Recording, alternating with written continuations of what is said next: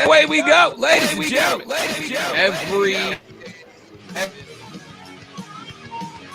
Yeah. Way to go, man. And away we go, ladies and gentlemen, boys and girls, children of all ages, big shows on the radio. This is the Rob Brown Show. This is ESPN Upstate. Hello to you, and how do you do, Upstate fans of ESPN Upstate? I am Rob Brown, obviously, the great one, Lonzo, #DadKicks, a.k.a. Colonel Grudge, a.k.a. the conductor of the symphony of sound that is the Rob Brown Show, a.k.a. the alpha and the omega of ESPN Upstate, a.k.a. the content cash cow. I need to apologize to you really quick, live on the air. I'm going to apologize because yesterday you invited me on the stream as you were streaming about the Carolinas pick and other things for the NFL draft. And my wife said, "Tell Rob I'm sorry, but turn that off. I'm trying to watch the draft." So there you go. You know what? I respect that. So there you go. So I would have came on, but it would have disturbed her watching the draft, and she was waiting to see where Justin Fields was going to go and stuff. I don't want to disturb my wife. I respect that. When she's watching that. Of the reasons that I was rejected to join the live stream yesterday, that is the acceptable one. I got two, one from you and one from my afternoon co-host colleague. Both of you rejected to join my stream. Your reasoning, much better than his, I'm sure. Valid and acceptable. Mark Ryan, when I invited him on the stream, and in fairness, Mark was manning the Twitter account last night, keeping the picks coming in, giving some analysis, etc. Mark was manning the Twitter feed, which is usually the post that I take during events like that. But since he was off the air, he jumped on the Twitter feed. I invited him on. I said that I would run it so that he could continue to tweet the picks out. And he said, "No thanks. It's all you. I'm devastated." Quote, end quote. Devastated. He was devastated. So something happened during the draft that devastated him. He wanted Justin Fields for Carolina. That's what it was. He wanted Justin Fields. Was it a want or was it a prediction that went awry? I know the reason he was devastated was more want, right?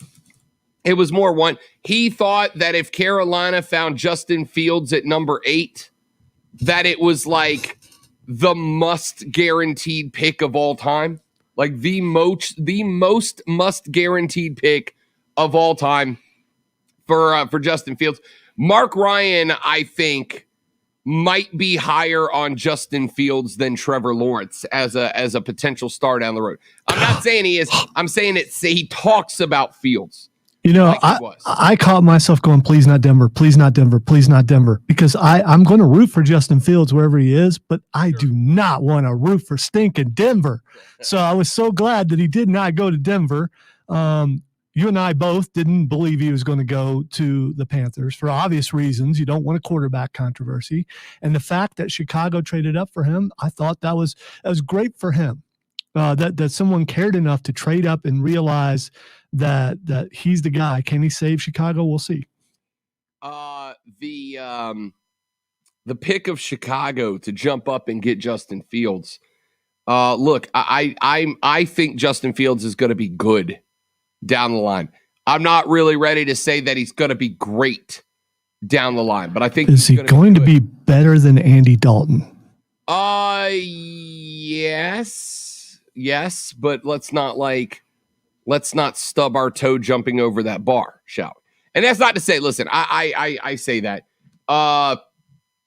Andy Dalton is an underappreciated quarterback. A winning quarterback where he was.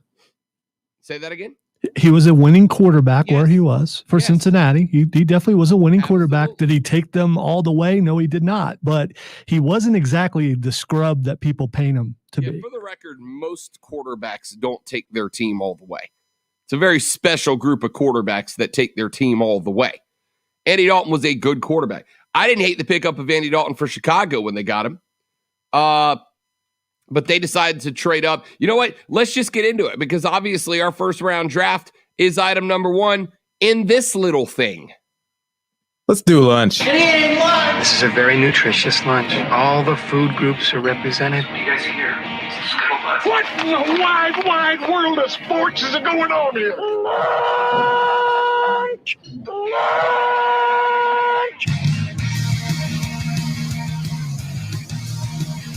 So let's break down the 3 things you have to know before you go start talking sports with your friends, your family, the coworkers, or the dog, whoever you spend your lunch break with. These are the scuttlebutt, man. Things you got to know. We start with item number 1, obviously.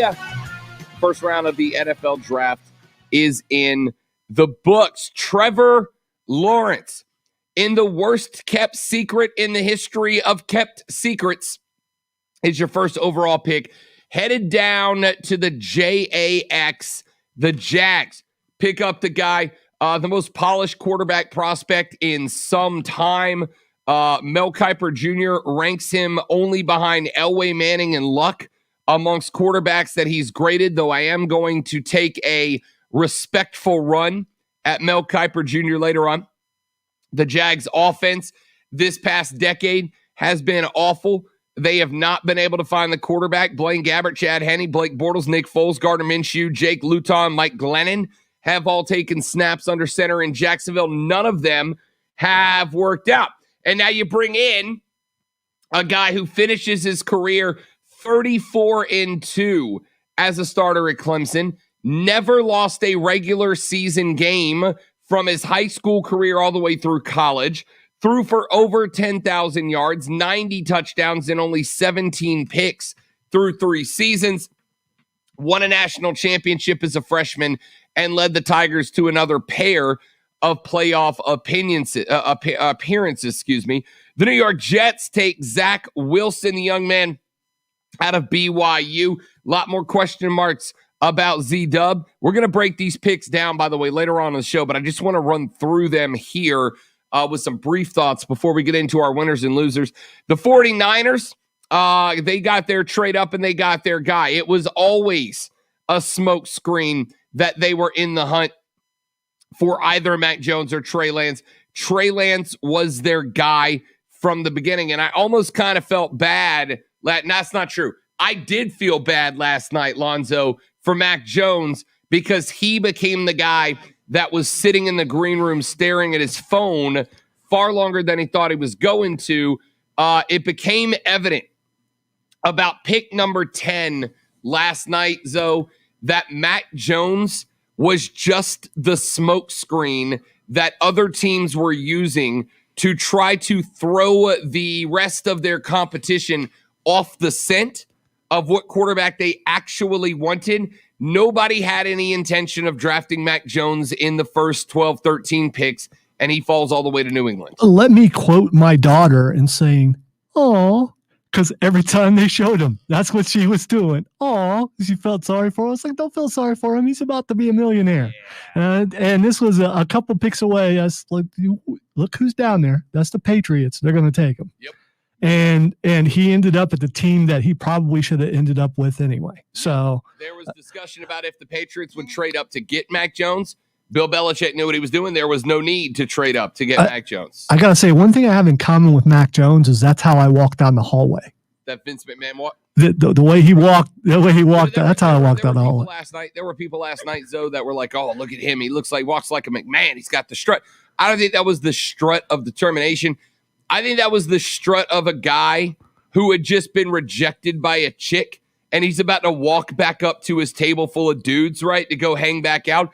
If you get shot down at the bar and you're going back to the table with your boys, you can't walk back with your shoulders slumped and your head down. You got to walk back to that table and be like, "Yo, I rejected her. I told her what was up. I told her I didn't want none." That's what and all your boys are laughing, patting you on the back, and none of them believe you. Yeah, of course. That's exactly what that was. Atlanta takes Kyle Pitts. They call him a tight end. Let's call it what it is. He is a wide receiver, 6'6", 245 pounds, and a 4.4 40. Yeah, that's a wide receiver. Cincinnati Bengals reunite Jamar Chase, the wide receiver from LSU, with his old quarterback, Joe Burrow from LSU. They pass on an offensive lineman. Burrow sacked 32 times last year before a season-ending knee injury in order to stock up and boost the passing attack. We'll see if that plays out. Miami decides to go wide receiver as well. Jalen Waddle, the fastest player in the draft last night, and now he will run those sprints down in the Sunshine State. Detroit ruins it for the Carolina Panthers, and we called this shot yesterday. Detroit takes Penei Sewell, the offensive tackle out of Oregon, the guy that I think was the target for the Panthers. So, by the way, Zoe, I'm not going to say I nailed the pick because I called Patrick Surtain yesterday to the Carolina Panthers in my final mock. I said Surtain was going to be the quarterback. They did go cornerback, but they decided to go Jaycee Horn, which is not a big deal. Surtain and Jaycee Horn were kind of 1A, 1B on the board of cornerbacks. I'm actually later in the show going to play you my immediate reaction from last night when this draft pick was made, because I don't think Carolina fans should hate this pick. And Rashad Beard of Panthers Nation podcast ordinarily joins us on Thursdays. He's going to join us at 1:20 to talk about what his perspective on last night's draft was. At number 9, the Broncos decide to go with the other cornerback after sitting in that 9 spot. They go Patrick Surtain.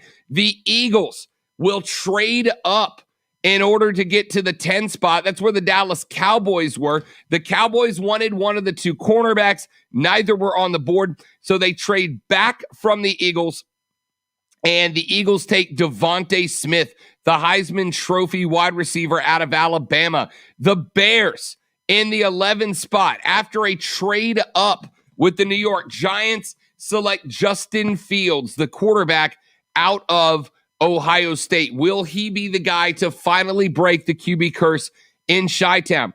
Dallas traded back down to number 12 and would select Micah Parsons, the linebacker out of Penn State. The Chargers take Rashawn Slater, the other top-rated tackle in this draft, all the way back at number 13. The Jets grab the trade from the Vikings into the 14th spot and take Elijah Vera Tucker, the guard out of USC. New England gets their guy at Mac Jones. Can he be the Brady replacement they've been looking at for a hot minute?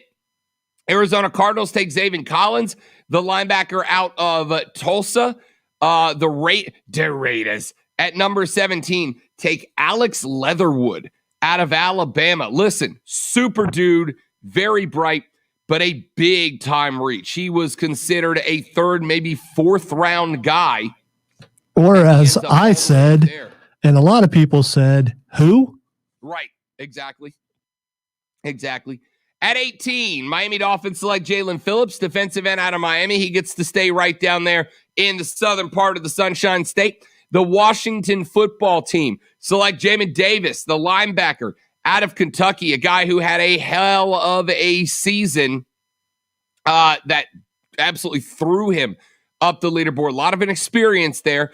New York Giants traded back to number 20. That's where they select Kadarius Toney, wide receiver and absolutely explosive playmaker out of the University of Florida. Our buddy Chris Lewis, the president of the Triumph, who is a G-Man fan, was texting me last night. Thought my dude was going to need therapy when it was all said and done. But Kadarius Toney, I think, is a pick they're going to end up liking for a very long time. Indianapolis, Kwity Paye, the defensive end from Michigan at 22. The Titans take Caleb Farley, the cornerback out of Virginia Tech, one of the few remaining cornerbacks in that area. At number 23, the Vikings select Christian Darrisaw, the offensive tackle out of Virginia Tech at 24. The Steelers, just like I told my man Big D they would, select Najee Harris, the running back out of Alabama. The Jags get the 25th pick from the LA Rams. And how about this, though? Reunited, and it feels so good. Travis Etienne, running back from Clemson, now headed to play his ball. The Travis and Trevor show takes over Jayville. Lonzo, the best running back, arguably, in the history of the Atlantic Coast Conference, now joins the best quarterback, arguably, in Clemson history down in Jacksonville. Look, Herb gave himself some weapons last night. Oh, he absolutely did. And there was a trend last night of players going where they have a buddy, which is kind of cool. Yes, there was. At number 26, Cleveland selects Greg Newsome II, the cornerback out of Northwestern. Rashad Bateman goes 27th to the Baltimore Ravens. The Saints take Peyton Turner, the defensive end, out of Houston. A little bit of a reach here. There were a few analysts who thought he might be a late first-round guy, but there were some other better defensive ends on the board, and the Saints have other needs. I am going to selfishly talk about that later on. At 29, the Green Bay Packers take Eric Stokes, the cornerback out of Georgia, adding gasoline to the Aaron Rodgers fire that had ignited earlier in the day, which we are going to talk about coming up very soon. At 30, the Bills take Gregory Rousseau, the defensive end out of Miami. At 31, the Baltimore Ravens, in a pick that they received from the Kansas City Chiefs, take Jason Owe, defensive end out of Penn State. And at number 32, Tampa Bay take Joe Tryon, the defensive end out of Washington. Now, coming up later on in the show, we're going to break down some of those picks for you. Coming up later on in the show, we're going to tell you who is on the board for round number 2 that will likely be gone quickly and where, and a whole lot more.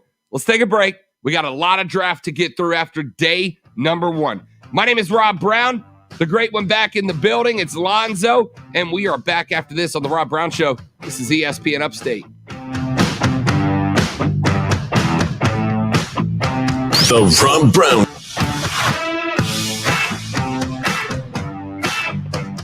And Brandon, listen, you guys are in cap hell right now. You guys are down there with the 504, with the NOLA boys, with a cap that is just absolutely busted right now. And you're going to tell me you're going to find a way to get Aaron Rodgers in there? No, dog. I love you. I love you, bruh. I love you. But y'all ain't got room. Y'all ain't got room for Aaron Rodgers, dude.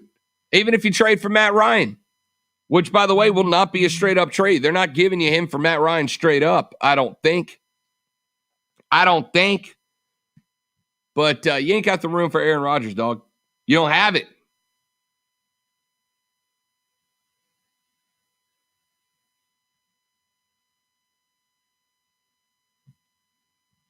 Trust me, my first thought yesterday when that came up was, hey, man, I'll send you Jameis, and I'll send you an offensive lineman, a starting lineman for Aaron Rodgers. And maybe even if I'm feeling generous, throw a pick, a third rounder in there somewhere down the line. But we ain't got room either, man. The list of teams that could actually trade for Aaron Rodgers is not extensive. Not extensive. Like at all.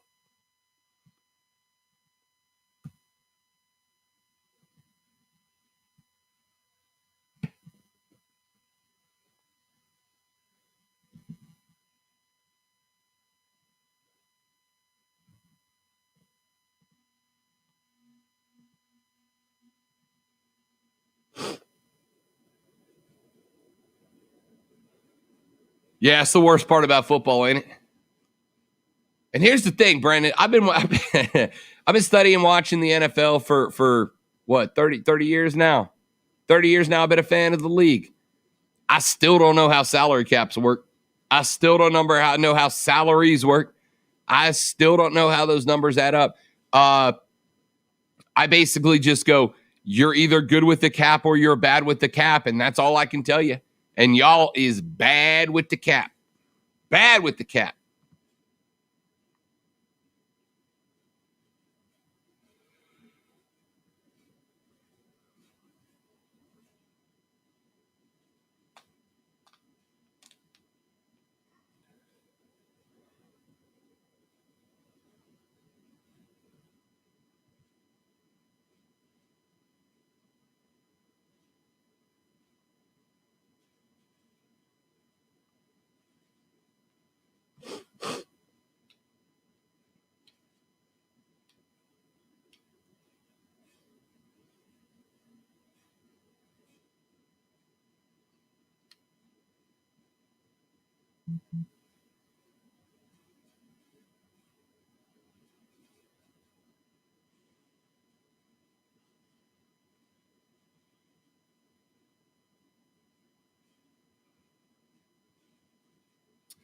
Yeah, Terry Fontenot. You're going to like Terry Fontenot, Brandon. You're going to like Terry Fontenot. Look, if there's, I don't know. So Mickey Loomis, who's been the GM for the Saints for many years, and Terry Fontenot learned how to play the game from, is a, there's two schools. My dude's either a cap wizard, right? Because it seems like every year the Saints go into the salary cap period with just no room, and yet still end up bringing in the Emmanuel Sanders every year. He just figures out ways to massage contracts to make it work. Or the other school of thought is that, look, there's going to come a day of a reckoning for New Orleans where they're going to have to get rid of every single dude on the roster because we just have no money. I don't know. I mean, as a fan, I'd like to think he's an optimist. As a realist, I'd like to think there's going to be a reckoning one day. But Fontenot learned from me, one of the most underappreciated GMs in the league, and Mickey Loomis. And hopefully for you, he'll be able to kind of take some of that magic and bring it to the ATL. But right now, I mean, he jumped into the deep end of the pool, big dog. The fact that you guys are about to trade Julio because of numbers, man, you can't be in love with that. Can't be in love with that.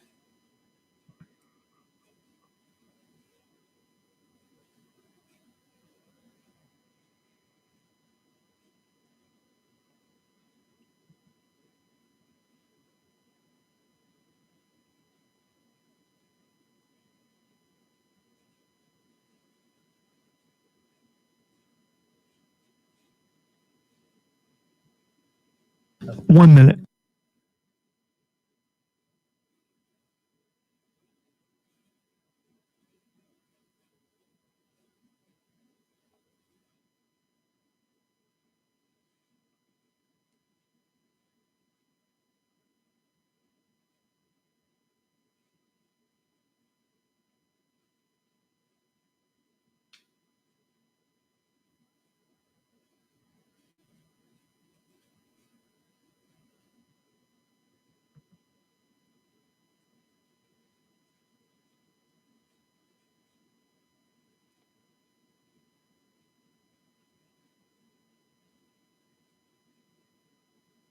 Call 844-GSP ESPN. Text keyword ESPN and your message to 71307. Get in the game on the Rob Brown Show. Only on ESPN Upstate.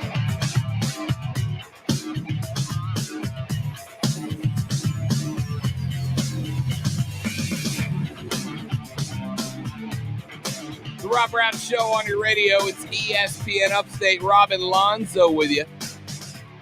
All right, so winners and losers from night number one of the NFL draft. Zoe, was there anybody that jumped out to you as a clear-cut winner?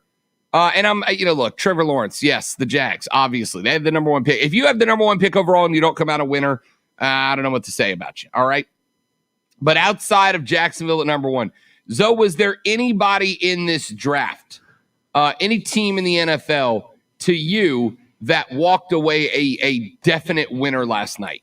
I think it's hard to declare a winner after one round, isn't it? I think you need to look at the draft overall, the entire draft, to see how well they did. Getting one good player does not make the entire draft. Even Jacksonville with their two picks, there's no guarantee that that's going to be a great pick until we actually see them play and see the players around them. So I think it's hard to judge right now. I think it really is. That's fair. Let's talk about some losers from last night, because I will agree with you, Zoe. I think that you need to see the rest of the draft play out before you describe anybody as a winner. But I don't think you need to wait out of the first round to describe some teams as I don't say losers, but let's say head scratching. All right, let's say those who made you scratch your head just a little bit. The New York Jets taking Zach Wilson. Guy has elite arm talent. There's no doubt about that.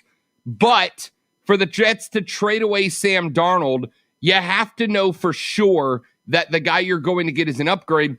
And I don't know that we do.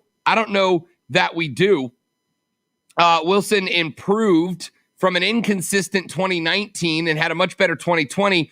But as Mel Kiper Jr. said last night, his blood sugar is high because of how many cupcakes he feasted on during the season last year.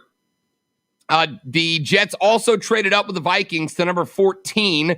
They gave away picks number 23, 66, and 86 in order to end up bringing in offensive guard Elijah Vera Tucker out of USC.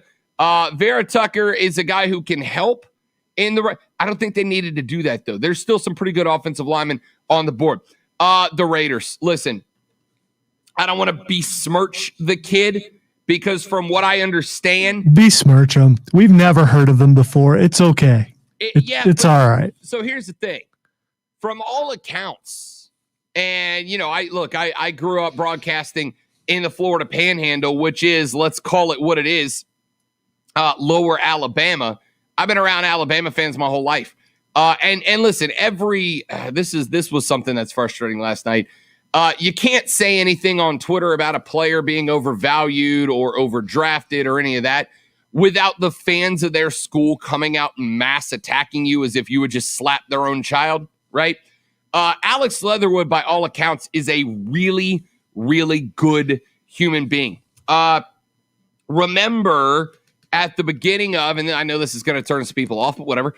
At the beginning of the protests, the social justice movement from last year, remember Alabama, Nick Saban included, put out this video about how important it was for all of us to work together in order to make the progress that we want to see in the country and in the world. And it was this really powerful black and white, minute and a half long promo from the Crimson Tide football team. Alex Leatherwood was the guy who wrote the entire script. He penned it. Very smart guy, very intelligent guy, super good guy from all accounts, and also a guy that was like the 15th ranked offensive tackle in the draft. All right? It just is what it is. He was down in the 60s and 70s on most people's draft boards, according to reports. Now, I am going to argue that where Mel Kiper Jr. and Todd McShay have guys in the draft doesn't always matter all that much. But this one was a clear reach, especially with Christian Darrisaw, Tevin Jenkins, Dylan Redun's all still on the board, all guys with first-round grades. And the Raiders went with a guy with a late third-round grade. So that's a stretch, and that's an L for the Raiders. I agree. And I need you to explain something to me. And I may have a little bit, or I have a lot of bias when it comes to Justin Fields. Can you tell me what Trey Lance has ever really done? I mean, I'm looking at his record on a lower level of football. And there are some good players that come out of that lower level. But San Francisco did what they did to go up and take a guy who's barely played and just on upside.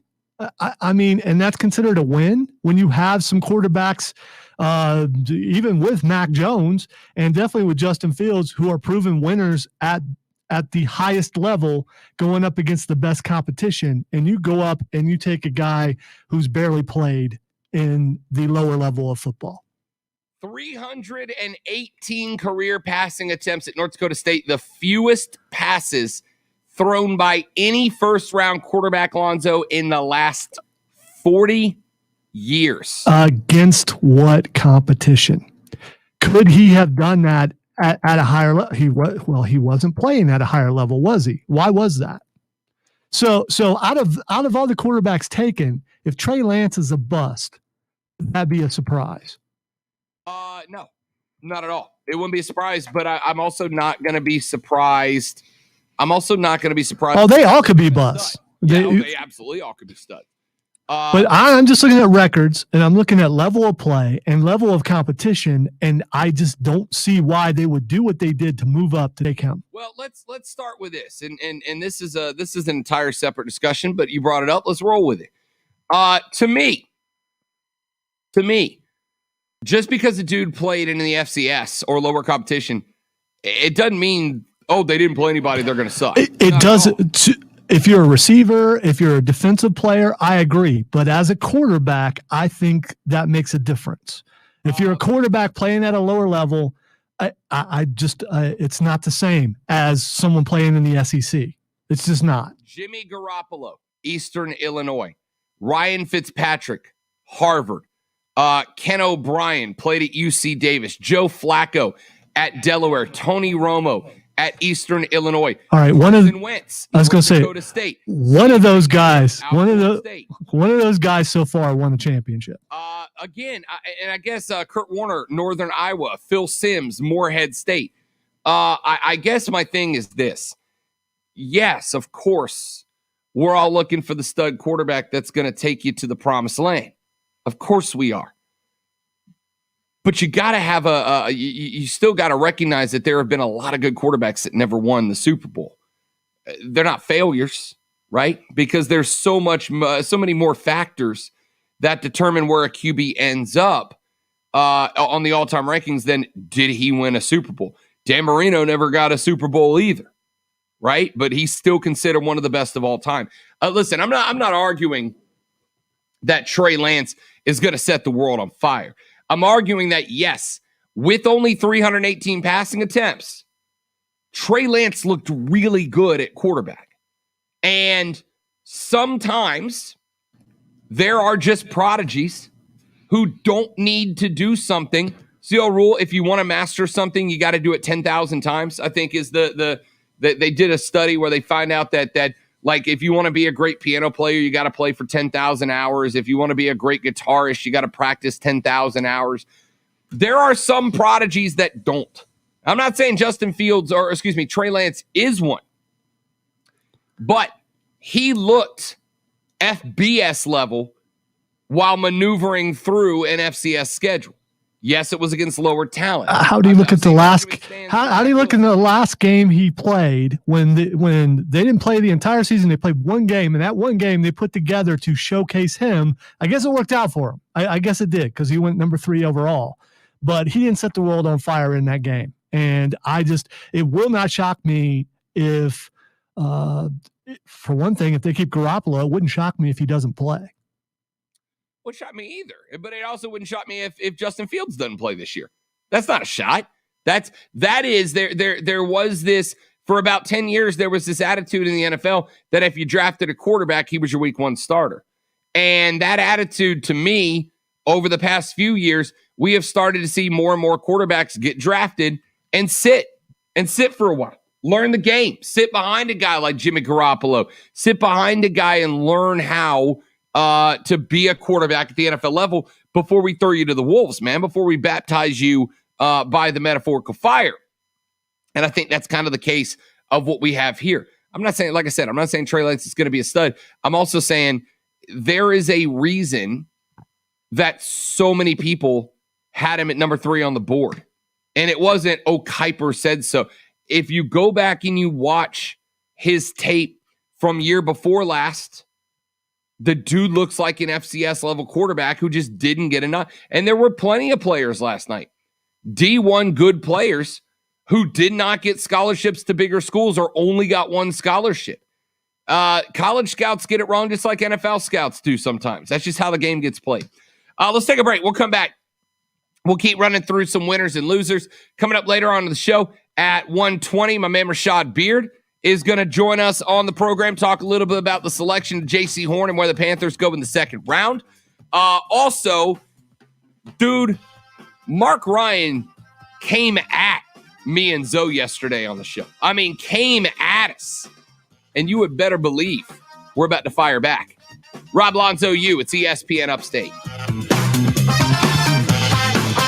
The Rob Brown Show. Listen on your phone.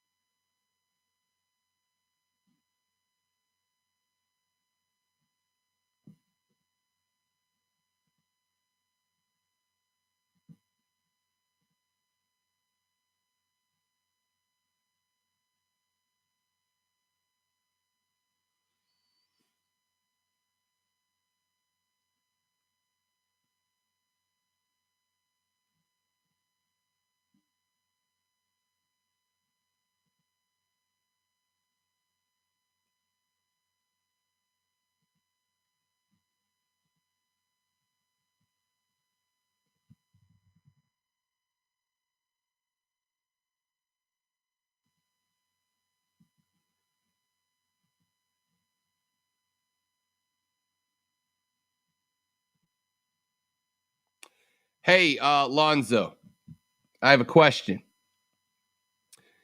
If a fellow fan of your team, and this will be hard for you because you guys have picked up bandwagon fans, but in the before times, if a fellow fan, and you guys in the chat can answer this too, if a before team, before you were good, if a fan of your team went on a rant because they didn't like a draft pick and they were like, bleep this team, I'm not a fan of this team anymore, what's your response?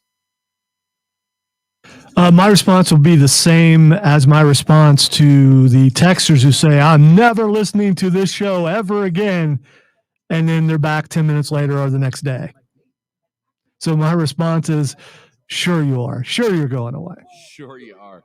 So here is the response that I have been giving to the Saints fans who have been saying that they are that they're done. I'm not a fan of this team anymore. I'm the worst owner in sports. I'm out. Here is the response that I gave to one just a minute ago who said that.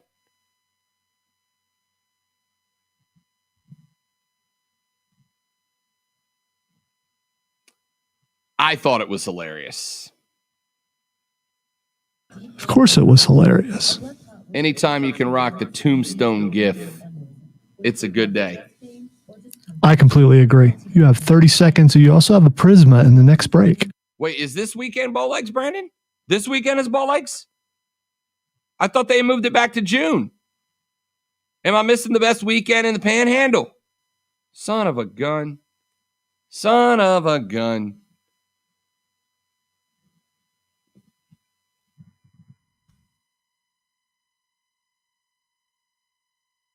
Sure is.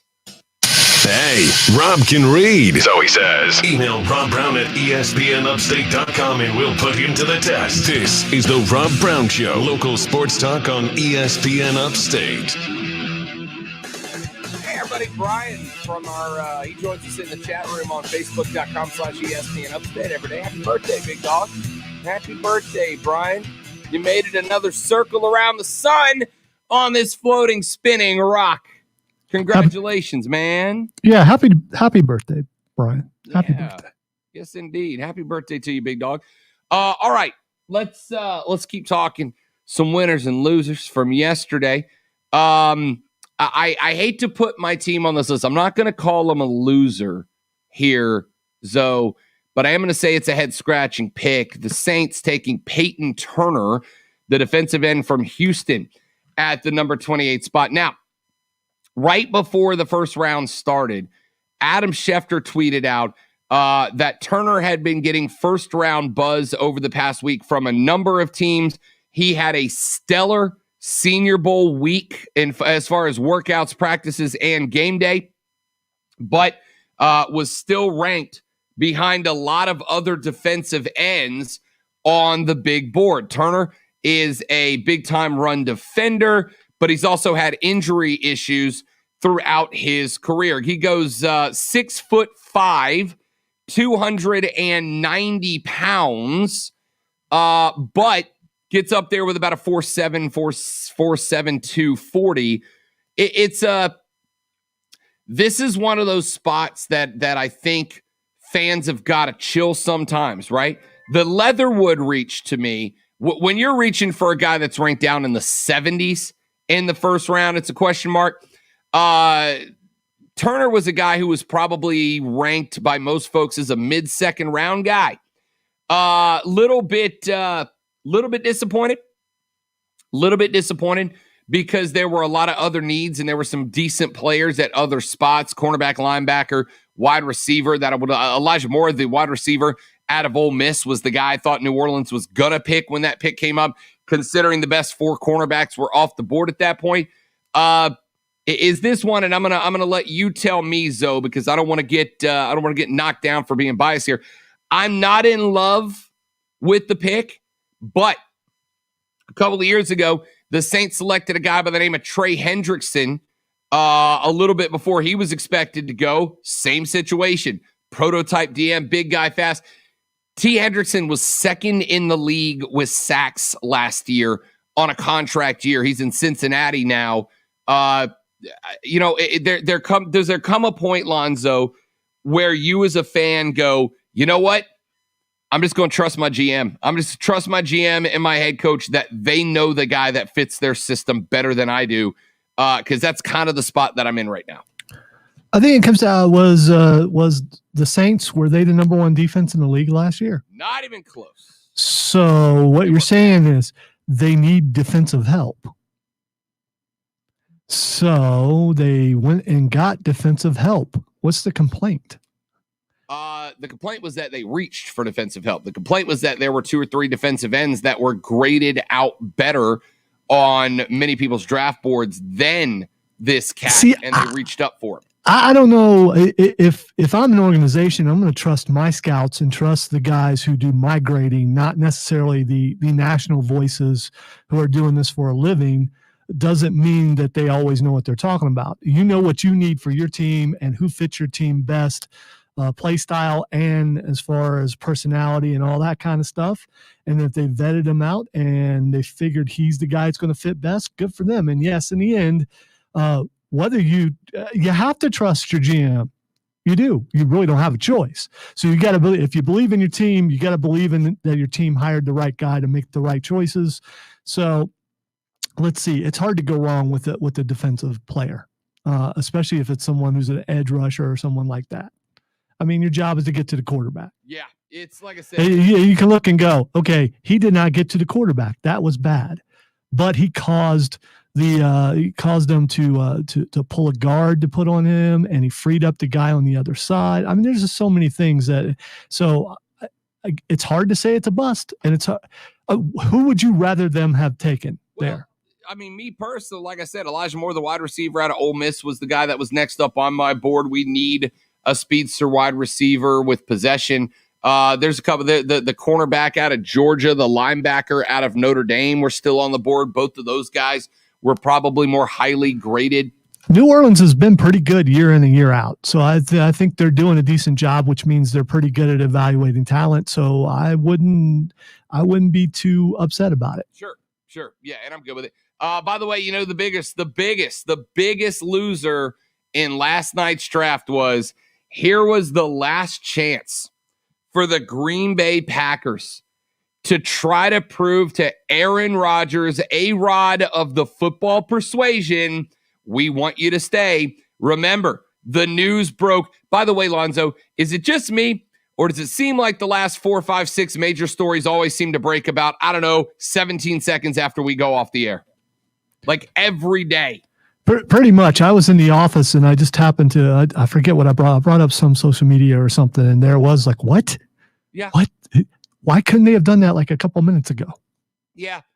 3:01 and 8 seconds yesterday. And Shefty drops a nuke that A-Rod of the football persuasion wants out of Green Bay. Green Bay says, nope, we're not trading him. We're committed to him. We want him to be the guy. Last night, they end up in a spot where they could have drafted 2 or 3 different wide receivers, couple of offensive linemen were on the board. They could have sent a message to Aaron Rodgers of, hey, man, you're still the guy. We're still committed to you.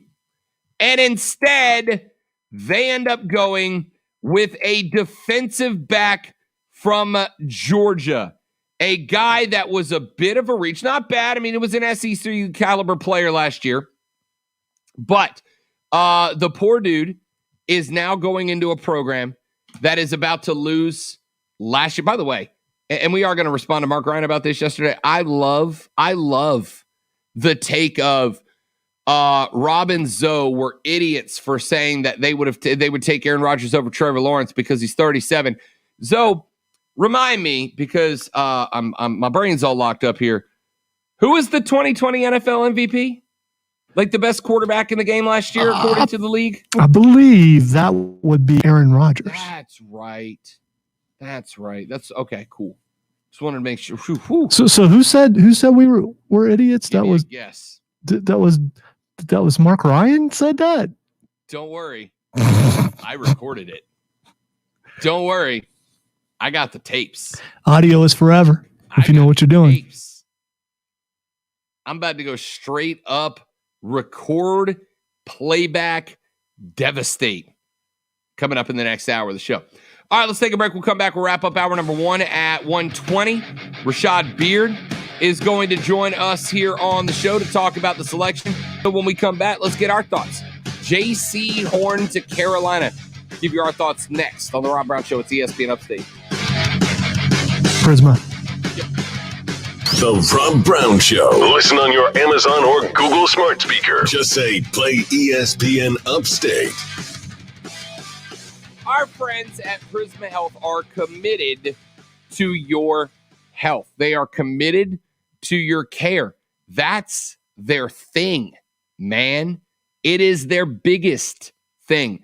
They are still taking every single COVID-19 precaution available. They are still making sure that if you are immunocompromised or not comfortable in coming out yet of the house, you can do the virtual visits. And they want to make sure that you know your doctor and your facility before you leave, so you don't have to spend time meeting a bunch of people and walking around and do it. You go to their website at prismahealth.org, prismahealth.org. And right there, you can search through their more than 2,400 medical providers to find the doctor that is right for you, the doctor you like, the doctor you trust, the doctor you want to see. And they list all of their facilities and the services those facilities provide so that you can make sure that it is safe, quick, and convenient. Plus, their MyChart feature on prismahealth.org. Their MyChart feature keeps all of your information detailed, organized, streamlined, and easily accessible so that you can see your health history. Your doctor knows where all your information is. It's right there so you can take control of your healthcare needs alongside Prisma Health. Check out their website at prismahealth.org, prismahealth.org to learn more and get yourself all set up with our friends at Prisma Health.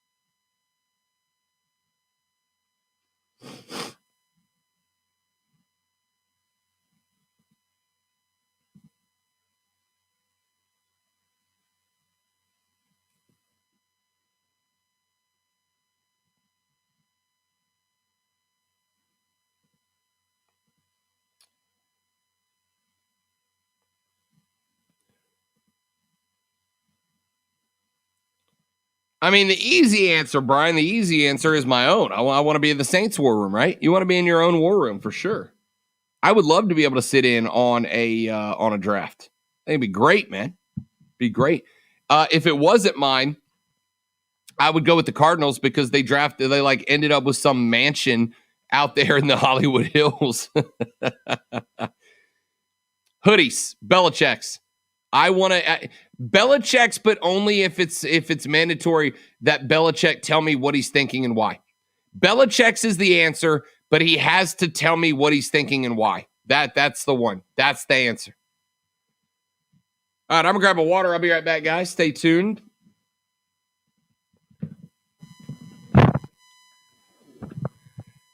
Excuse me. Bless you.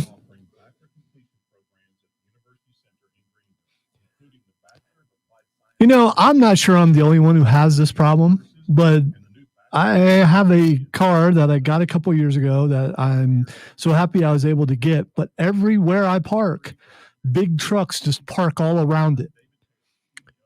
Does my car attract the big trucks? And not only the big trucks, but the backers, they have to back in, and it makes me really uncomfortable.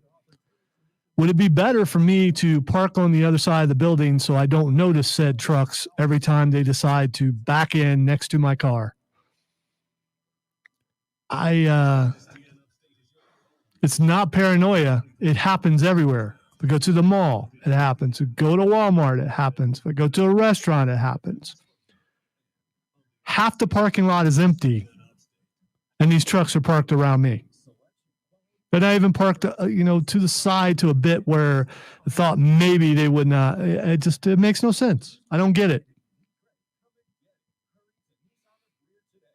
And I'm probably am the only one who has this problem. But it's definitely a problem.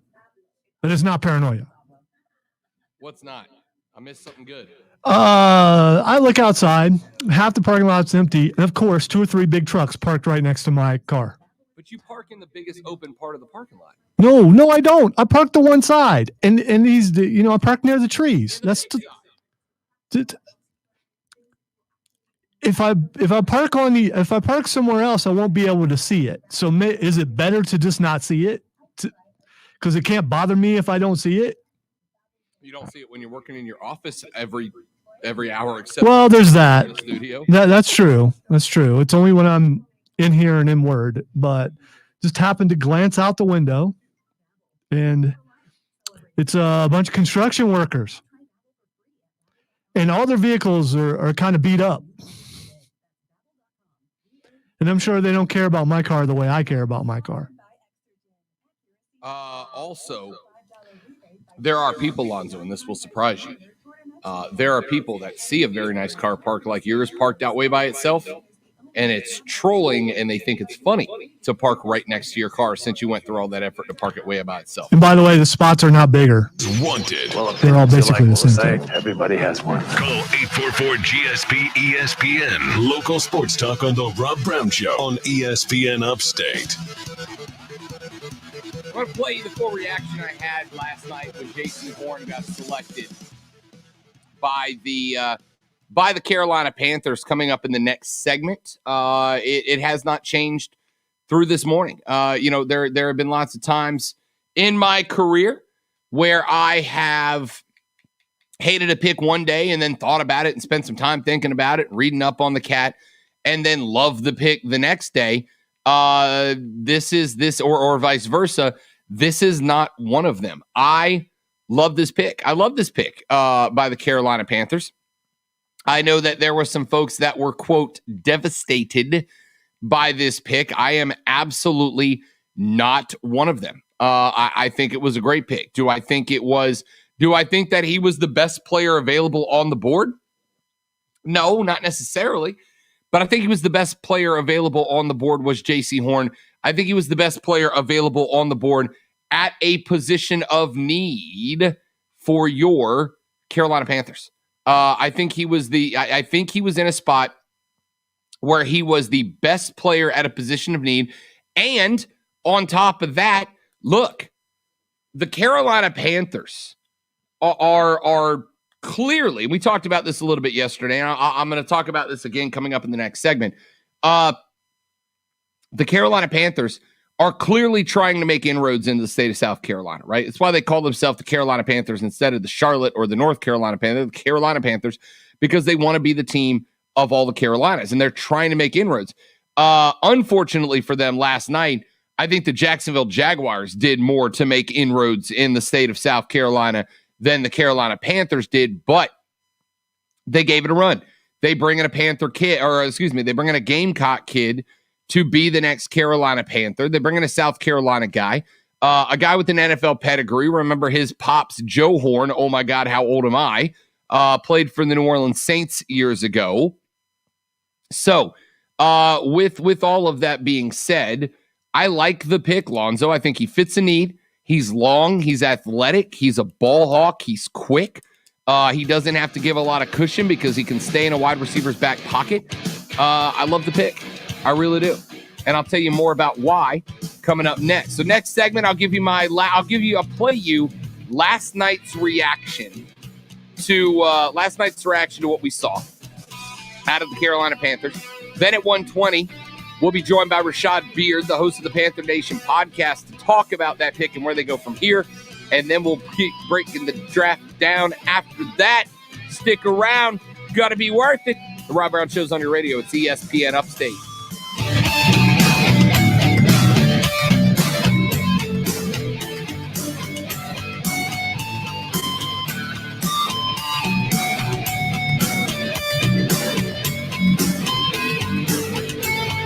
ESPN.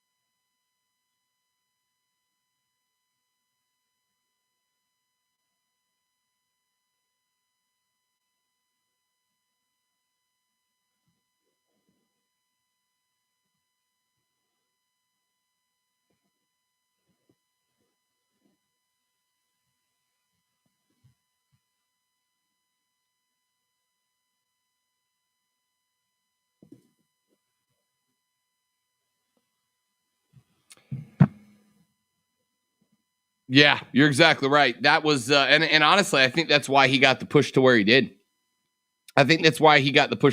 His listen, I'm not saying workout videos are indicators of success, right? We all saw Cam Newton's workout videos from last year before he got picked up by the Patriots, and he looked like a monster in those videos. But, dude, Jaycee Horn looked like a beast in those in the pro day videos. Absolutely did. QC Kinetics in the first break. Perfect.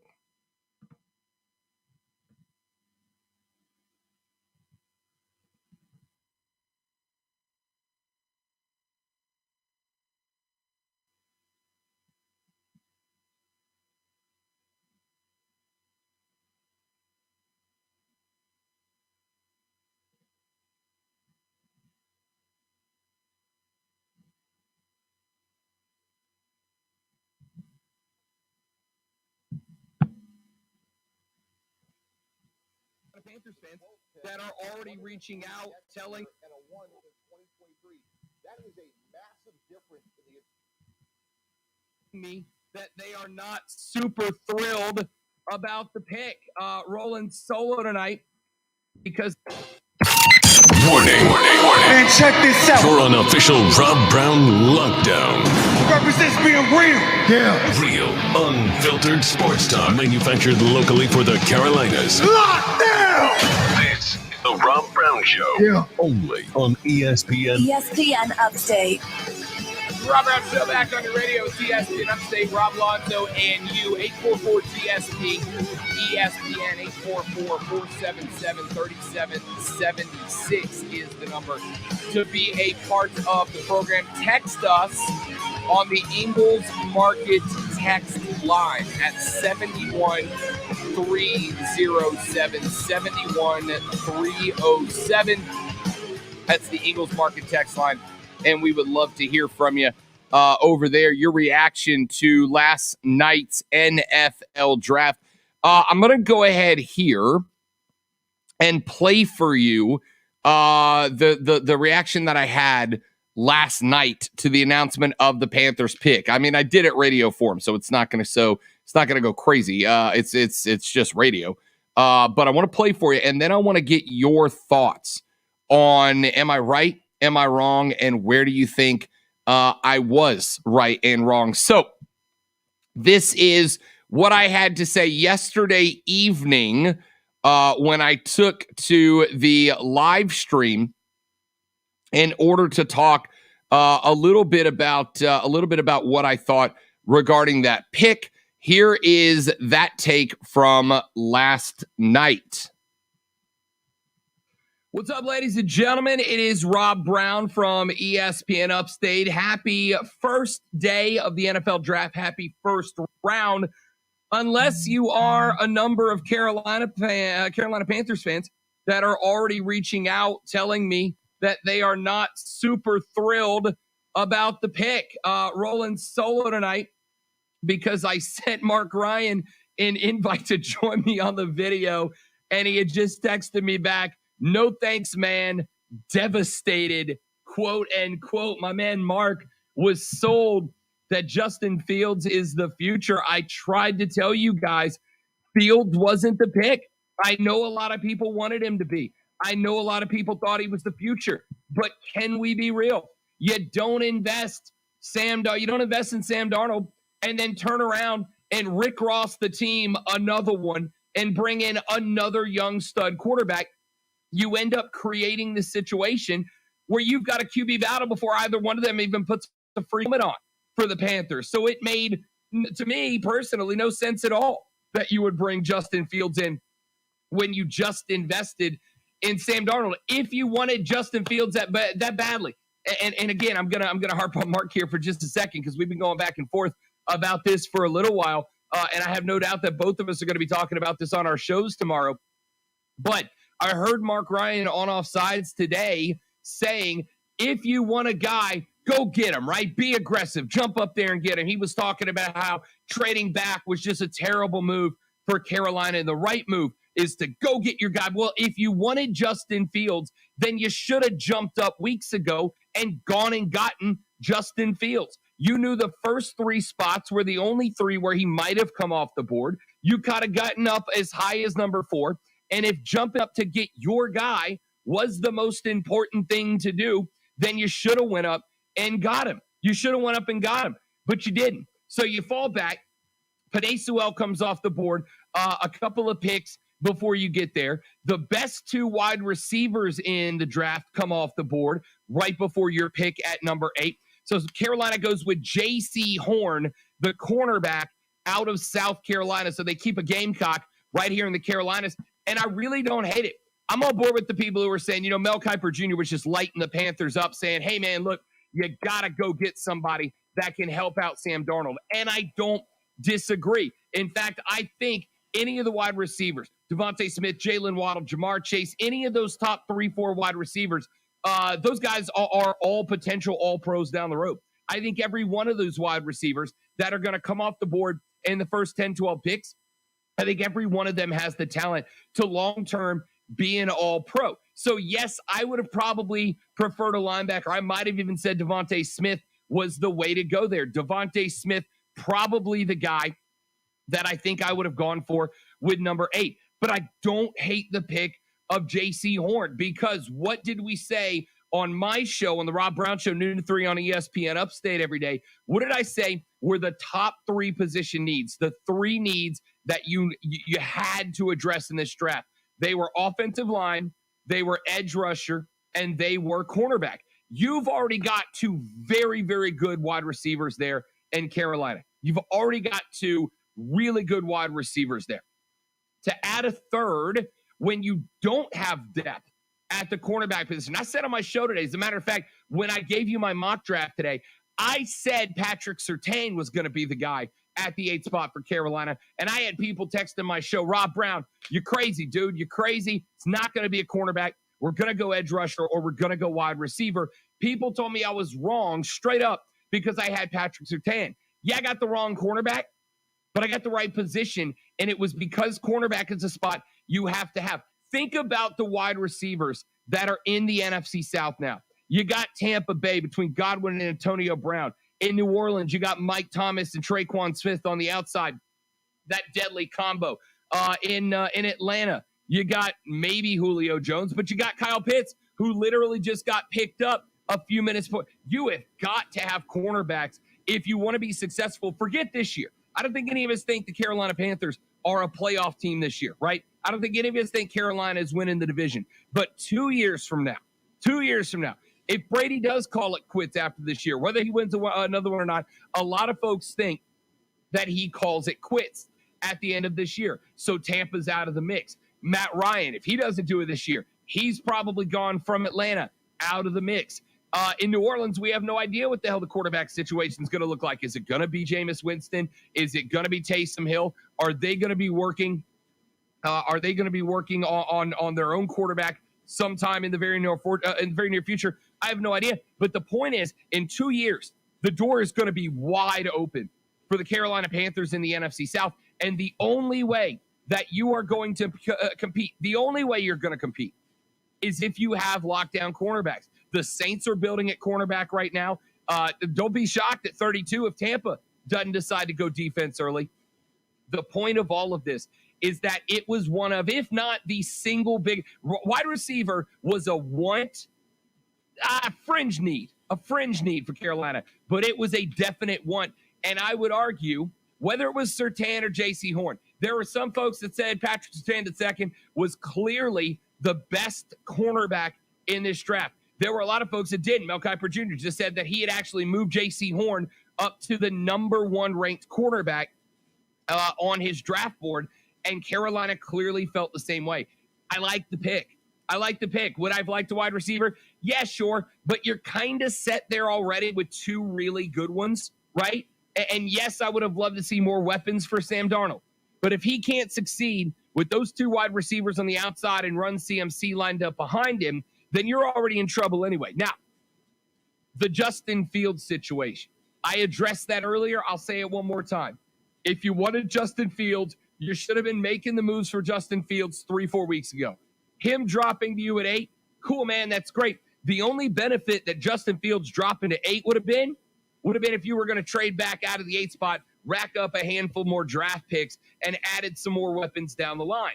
But Justin Fields, going Rick Ross, another one. Not a great move there, right? Because you've now created controversy in your locker room. You already got a guy in Sam Darnold, who I think he believes that he's good enough. I think he believes that he's good enough to be the starter, to carry a team to the playoffs. I think that he believes that. I actually do.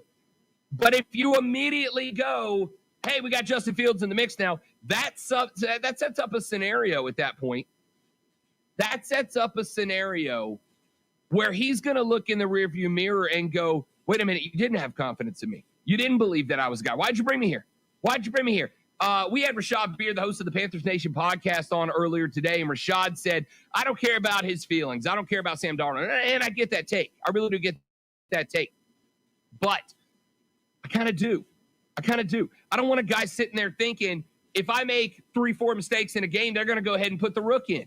I don't want that. I don't want a starting quarterback who's looking over his shoulder. We have seen that not work out dozens of times where there's a 2 QB room, and they're just flip-flopping back and forth because neither one of them wants to make a mistake, and therefore they don't make the big game-winning plays, and that's problematic. I'm not trying to do that to Sam Darnold. So Justin Fields was absolutely not the right pick at number 8, even though he fell there. I like the pick of Jaycee Horn. To me, it came down. I did my mock, like I mentioned. I had Patrick Surtain, but it was basically a coin flip between Surtain and Jaycee Horn. I said earlier in the week, there is maybe a little bit of me that thinks Jaycee Horn has the edge because, look, the Panthers are trying to make inroads in South Carolina. They're talking about moving their HQ down to South Carolina, right across the border. They come down to Wofford for their spring camp every year. They want to make inroads in South Carolina. What's a better way to make inroads in South Carolina than to get some South Carolina guys on the roster, right?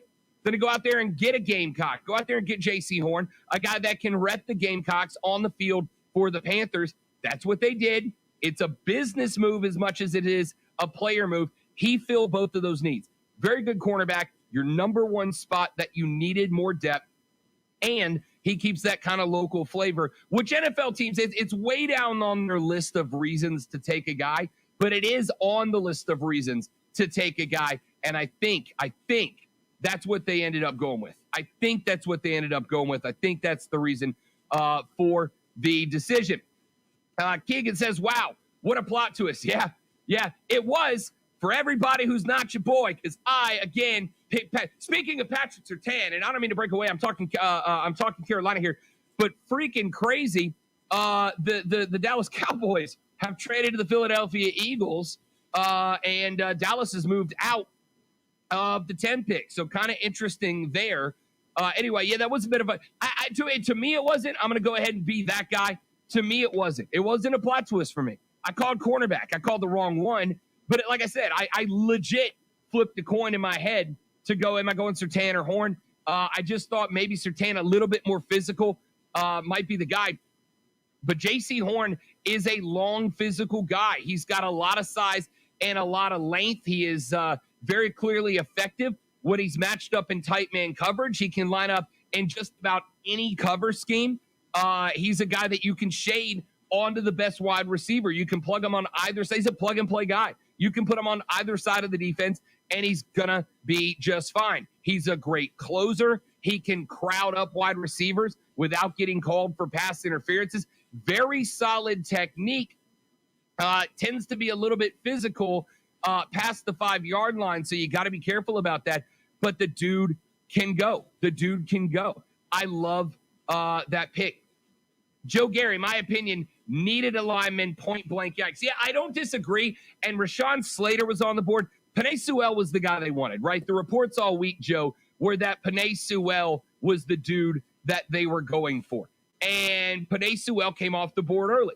Rashawn Slater didn't seem to be getting the same amount of love that Penei Sewell seemed to be getting.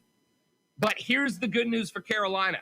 The good news is this offensive draft is very deep at the offensive tackle position. This draft is super deep at the offensive tackle position. I said the same thing when the Bengals took Jamar Chase. That was a great pick. That's a great pick to pair up the former LSU wide receiver alongside the former LSU quarterback in Joe Burrow. I love that pick. Did they need an O-lineman? Absolutely. But the Bengals knew what I just said. This draft is deep at offensive tackle. It's actually probably one of just 2 or 3 positions in this draft that they are relatively deep at. So going offensive line is, I expect the day 2 draft pick for Carolina to be an offensive lineman. They got their cornerback. Unless somebody just absolutely tanks down, which I don't see happening right now, I think tomorrow's pick is absolutely going to be an offensive lineman. Tyler says, you look stunning, by the way. Thank you, Tyler. Ryan says, that is a very pink shirt. Yes, it is. It was my last minute change out of my New Orleans Saints shirt to be able to come on here and chat about it. And my man, Zoe, do you want to come on the chat? You want to come on the chat, Zoe? This is where Zoe said no, by the way. Talk a little Jaycee Horn. Here, I'm going to send Lonzo an invite. If he jumps in, great. If he's busy with the fam, totally understand. But I'd love to get Zoe's thoughts. And if we don't hear from him tonight, we will absolutely be talking, obviously. Well, that sounds like a good place to take a break then. Zoe, let's get your reaction since you were unable to join in on the live stream last night. To which? You talked about a whole lot. If you're talking about Jaycee Horn, I think it's a great pick. There was a time when the Panthers didn't take Gamecocks for some reason. Thought there was a bias there, and maybe the former owner just didn't like the Gamecocks or something. But now we're seeing that that's no longer the case, and you're getting a good player. You're getting someone. My favorite part about him is he likes to hit. And that's what you need on the defense, especially for the Panthers. I'm looking forward to what else they're going to do in the draft. But, yeah, I have a problem with that at all. Because you and I discussed, and we were right, despite what someone else might say, that it would have been a quarterback controversy if they brought Justin Fields in. And I'm higher on Justin Fields than anybody else, including the host of the next show, because, the whole reason why my wife was watching last night and told me to be quiet and turn Rob Brown off is because she wanted to see where Justin Fields was going to go. And they could not have taken him. They made their choice with Sam Darnold. They got to stick with it. I got rejected from the Lonzo household. Just like that. A couple of texts that have come in talking about lower level quarterbacks. Rob, you forgot about Big Ben, the Miami of Ohio. At Miami of Ohio, 2 rings. That's from Pittsburgh. Tony at ESPN. Can't wait until Trey Lance makes hating ass Lonzo eat his words. End quote. Hater Lonzo is a character I could get behind on the show. I just want to, I don't know where I'm getting another moniker because we know I have enough. I don't hate San Francisco. I like San Francisco. I do. I just think it's a stretch because I don't think this kid has done enough. That's all. Doesn't mean I hate him. I wish you much success. Do we put hater under the Colonel Grudge tag, or does it get its own? And I could do this. Hey, San Francisco. They can't see what I'm doing, but he's throwing up the Chiefs gear, ladies and gentlemen. Yeah, it's a championship ring, and who were they playing that year? I mean, if you want me to be a hater, I could definitely be a hater. Poor Jimmy G. At ESPN, Zoe, Rob was so distressed about his Saints pick, he came to work in the same pajamas from last night's stream. First, I was waiting. I was waiting for someone to point that out, and you had to know that it would happen eventually. Yeah, first off, I showered before the draft. Then I watched the draft. Then I went to bed. Then I got up and came right back to the couch. I didn't really see any need to change the shirt after did you 18-minute stream last night. So you didn't sleep in the shirt? No, no, for reasons that we don't need to discuss in air. No, I did not. It's not my preferred style of sleeping. All right, well, I don't know what I'm saying. I don't know. At ESPN, I got to agree with you. Zoe, Trey Lance doesn't have enough game experience to be a first rounder. I personally think he will be out of the league in 6 years. At ESPN, to hell with the Saints, go Falcons, rise up. At ESPN, how about Max Kellerman's absolutely ludicrous take that Fields didn't get drafted because he's black? How ridiculous. Did Max Kellerman say that? Yeah, that would be a bad take. I was going to say, was this on the draft coverage last night? Because I watch NFL Network. I don't ever watch the ESPN. Here's what we're going to do. We are going to run to our break because we got Rashad Beard coming up next. And then I'm going to tell you why Mike Greenberg last night went from a dude that I genuinely like to a dude that I was ready to fist fight because of some stuff he did last night. Rashad Beard next on the Rob Brown Show with ESPN Upstate. QC Kinetics. The Rob Brown Show. Listen on your computer and tablet at ESPNUpstate.com. QCKINETIX.com. QC Kinetics. QC Kinetics is your home for non-surgical regenerative therapy. Inside of every joint in your body, there is this tissue. And this tissue is the stuff that makes you able to bend your elbows and your knees, turn your hips, rotate your spine around and back and forth. It's what allows you to do that without being in immense levels of pain. But just like everything else, the more you use it, the more you grind on it, the more you wear and tear on it, the more it, wears and tears, to the point that you start getting stuff rubbing against each other that ain't supposed to rub against each other. And that's where the inflammation kicks in, and that's where the pain comes from. Now, you're going to have doctors sometimes that are going to say, oh, you need a new knee, you need a new elbow, you need this, that. We got to cut you open. QC Kinetics is here to tell you that's not the case. They offer that non-surgical, regenerative, bio-orthopedic therapy, that helps to replace those tissues that you have lost and worn and grinded down. It helps to replace and rebuild and regenerate that tissue to get rid of the inflammation and, more importantly, get rid of the pain. You want to learn more about it? It's very simple to do so. You got to call QC Kinetics at 864-448-3772. 864-448-3772. Mention the Rob Brown Show and get that free consultation so you can get better, faster, naturally with our friends at QC Kinetics. Automotive Map.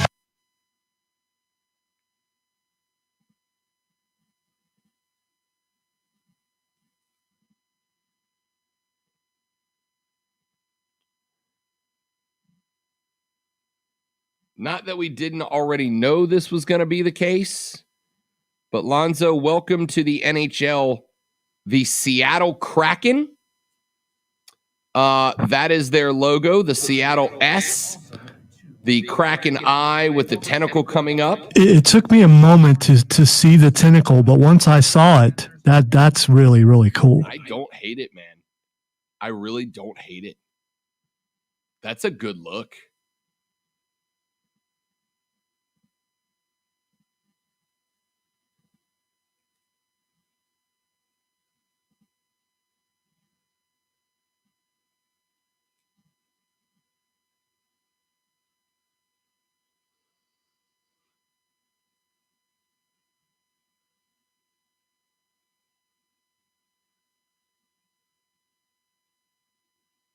So I wonder if someone's going to be too devastated to do their program tonight.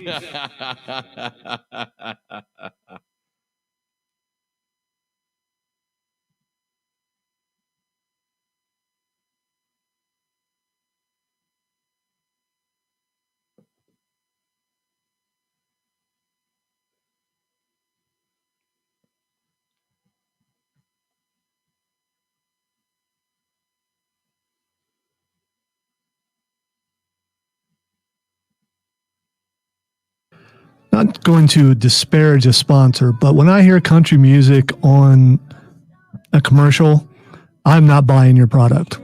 But that's all I'm saying. You know what I do love? Ice cream. I'm sure you do. And this makes me pass over, something like that. I think a jingle can sell or have the opposite effect on, but I'm probably the only one who despises country music with, my very soul. So there's that. Maybe because I love me some country music, old school country music. Since I've been labeled a hater, I might as well just expound on all the things I hate. I believe the phrase was hating ass Lonzo.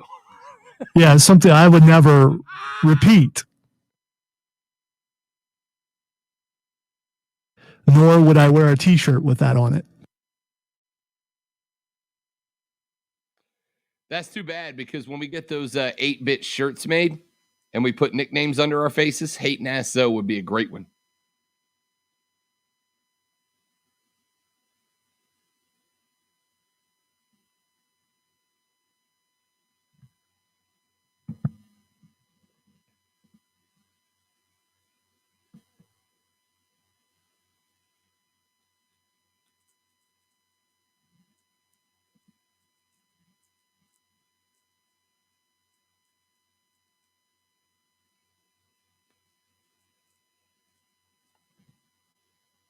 See, the problem with that shirt is, if I put all my nicknames on the back, it's going to be nothing but a full thing of letters.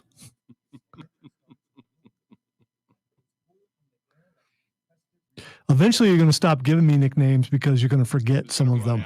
Yeah. No, you're just going to forget. There's going to be so many you just won't be able to remember. You have to have a cheat sheet in front of you. I should take it as a badge of honor, though, because, if there was nothing there, that would be pretty boring. True story.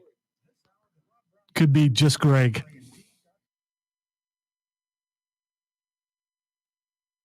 $20 seconds. Just Greg.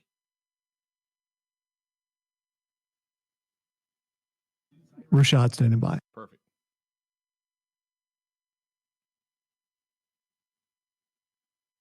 Anytime at 71307. Use keyword ESPN followed by your comment. Local sports talk on the Rob Brown Show on ESPN Upstate.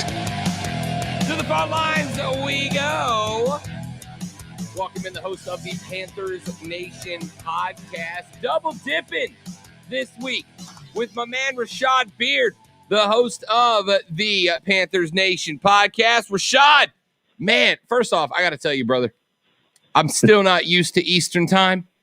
I'm still not used. That draft still be on at midnight last night. Absolutely threw my clock out of whack. But we're done. We got round one in the books. Rashad, how we feeling about it, big guy? Hey, man, listen, glad to be back. Appreciate you. But I'm still on the fence, man. I came on the show yesterday and I said, Justin, if he's there, you got to take him. And what did we do? Not take him. So I'm a bit.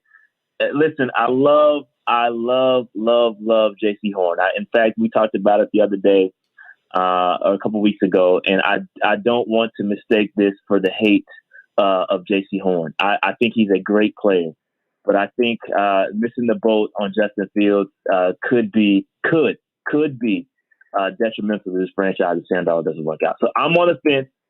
I'm happy in one sense. I'm happy for Jaycee Horn, but I'm cautious about this quarterback position moving forward.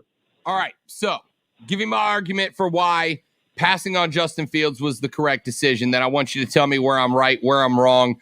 Most people spend the time telling me I'm wrong. It is what it is. Rashad, so you bring in Sam Darnold.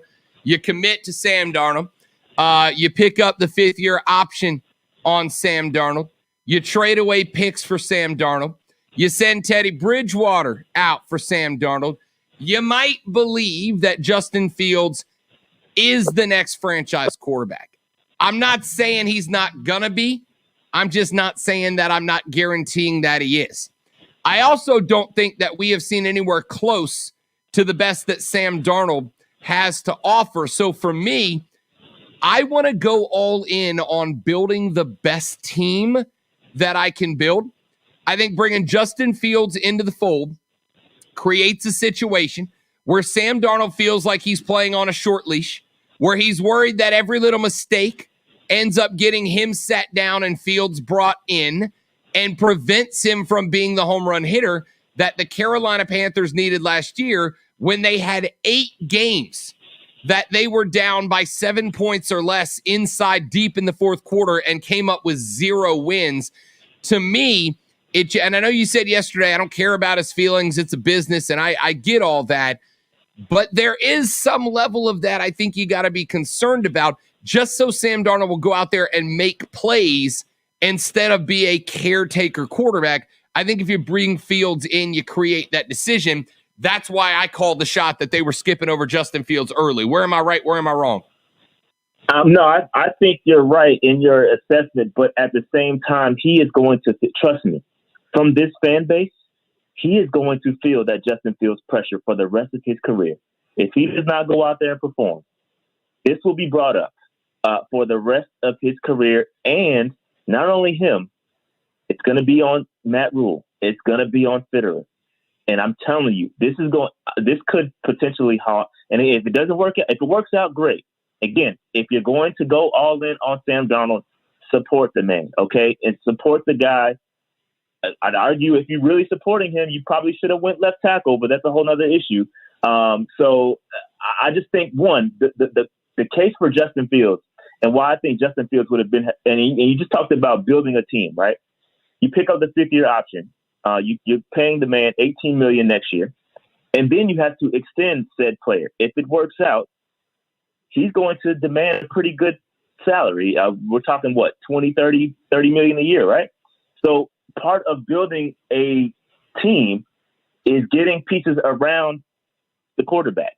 When the quarterback is making $40 million per year on average, it makes it a bit tougher to support said quarterback. Now, you get Justin Fields, bring him in on a rookie deal, continue to support him as if you were going to support Sam Darnold, and you have a quarterback for the next 4 years on a rookie deal. That's why I think for building from building the team, from a team building standpoint, Justin Fields was the better option. That's my opinion.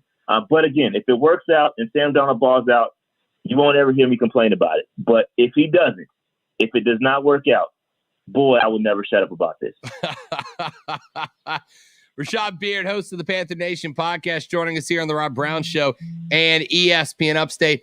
All right, Rashad, let's talk about Jaycee Horn. I love the pick. I do.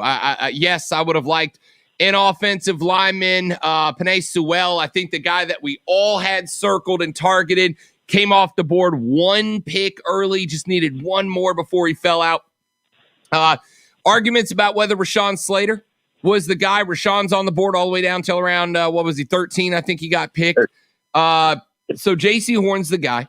To me, cornerback was a need. I'm looking at a division that, as of today, Julio Jones, Calvin Ridley is in, and they added Kyle Pitts. We don't know what's going to be at quarterback for New Orleans, but Mike Thomas, Traquan Smith, Alvin Kamara, who has caught more passes than like Devontae Adams in the last 6 years, is down there in New Orleans. Obviously in Tampa with Brady throwing to Godwin Evans and Antonio Brown. You got to have at least a lockdown cornerback or two to be successful. Jaycee Horn had a freaky good pro day. Yes, he bailed out on the team. I know a lot of folks were unhappy that he left South Carolina mid-season instead of sticking it out. But to me, Rashad, the dude fits and the dude can go. And I love the pick. Yeah, listen, and again, don't mistake my disdain for passing on Justin Fields for hate for Jaycee Horn, because I think he's arguably the best cornerback in this draft. Okay, you can go 1A, 1B, Patrick Surtain, Jaycee Horn. I said that earlier. But Jaycee Horn is a dog, and what separates him from Surtain is that dog. Okay, he has the mentality, the Jalen Ramsey mentality. He's going to bring it to you every single play, and I agree with you. You got those receivers. You just added Kyle Pitts to the Falcons. They've got a three-headed monster there.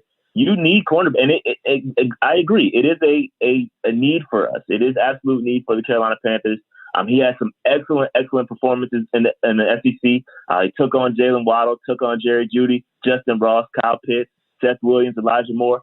Took on those guys day in and day out for several years and did a good job. Okay, so I really like Jaycee Horn. I think he's going to fit well. It actually gives us a true CB1, something we have not had since Bradbury, and prior to that, since Josh Norman. Okay, we've relied on our front four, our front seven far too long, and I do think that the league is changing in the sense that you need to value positions that directly impact the quarterback, and that cornerback is one of those from the defensive side of the ball. So listen, you can pass rush, but if you can't cover anything, you're gonna be in trouble. So I think I love the pick. I love Jaycee Horn, and again, we're gonna have to be patient too, though. At the same time, typically when cornerbacks come into the league, they struggle a little bit, especially with the style of play that Jaycee Horn has. He's very, very physical, okay, and they do not have an illegal contact rule in college football. So he's very grabby, very, very grabby. You turn on the film, he's a grabby cat. He's very physical. He's going to have to get used to that in the league. Probably going to be a lot of frustration penalties on his side, but it's okay. I think in the long run, year 2, year 3, he's going to be a really good player. And I have Jalen Ramsey expectations for Jaycee Horn. That's my expectation. Rashad Beard, host of the Panthers Nation podcast, joining us here on the Rob Brown Show and ESPN Upstate. All right, let's turn our eyes towards tonight, round 2, and through the weekend. I said last night after the pick that I think now the focus is offensive line for the Carolina Panthers. I think, look, we would have loved Penei Sewell. Rashad Slater was there, but Jaycee Horn, just a better player at his position. I guess that was the mindset. But looking forward to tonight. Any moves Carolina may make up to grab guys? There's a few more offensive line on the board. I think offensive tackle, one of the deeper positions in this draft, so there's going to be a couple of guys available. Anything we need to keep an eye on out of Carolina? Any surprises that might be coming down the pipe? Yeah, I don't think any surprises. They may. I can see them, depending on how the board falls, I can see them actually moving back, getting a couple more picks. But I don't know. But listen, there's a couple of guys out there. Jeremiah Wusu-Karamoah should not be on the board right now. This man, it blows my mind. You go out and you look at Jeremy Chin, saw what Jeremy Chin did this past year, and you see a guy like Jeremiah Wusu-Karamoah, very similar guy. He's still out there. I don't know that he's an outside linebacker / safety / hybrid guy. I don't know that the Panthers would take him, but it's a true BP. If they're going to go BPA, and listen, Matt Rule really likes the athletic type guys. I don't know that you can pass up on Jeremiah Wusu-Karamoah if he's there. That's just a pure BPA pick. Now, if you're going offensive lineman, there's some really good offensive linemen out there, some guys that fell that I did not expect to fall. Number 1, Tevin Jenkins, really big right tackle out of Oklahoma State. He should also not be on the board. He is a dog right tackle. I don't think he should be on the board. Samuel Cosme out of Texas, the tackle. He's still on the board. He's a bit more athletic than a pure power guy from a left tackle perspective. So a couple guys there. Trevon Moehrig, safety out of TCU. He's a guy that I did not expect to still be here. So there is a lot of good talent here early in the second. Rondell Moore, another one, wide receiver.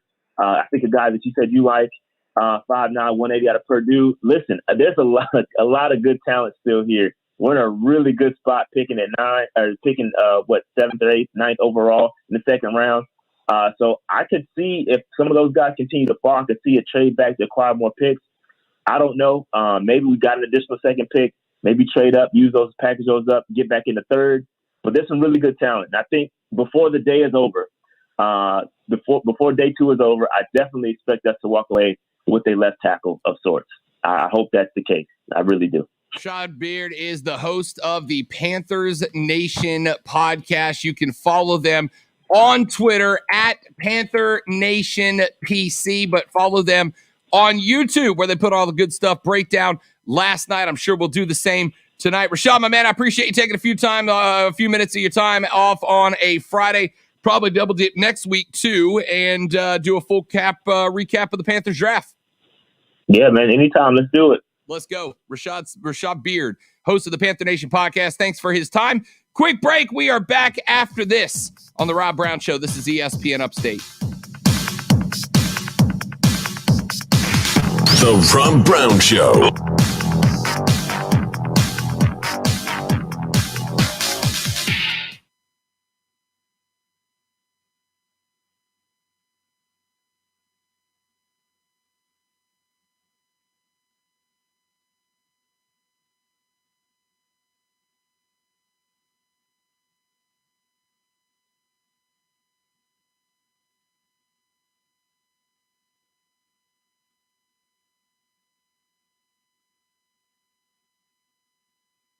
You have an Upstate golf card in the next break. Okay.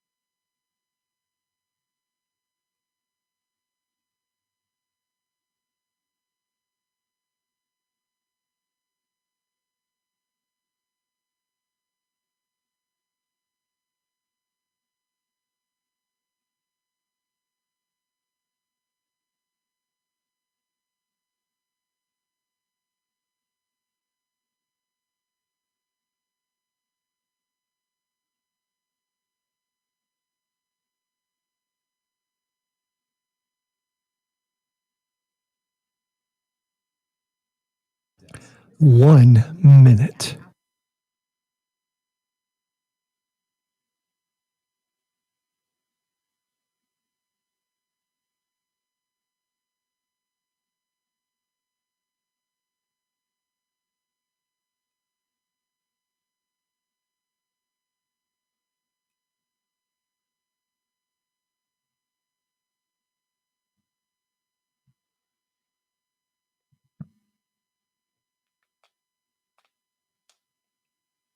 So if I had shaved my head and right now was wearing a mullet hat, would you be able to tell?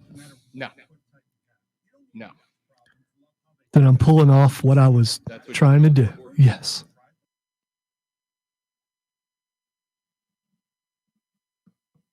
$20 seconds.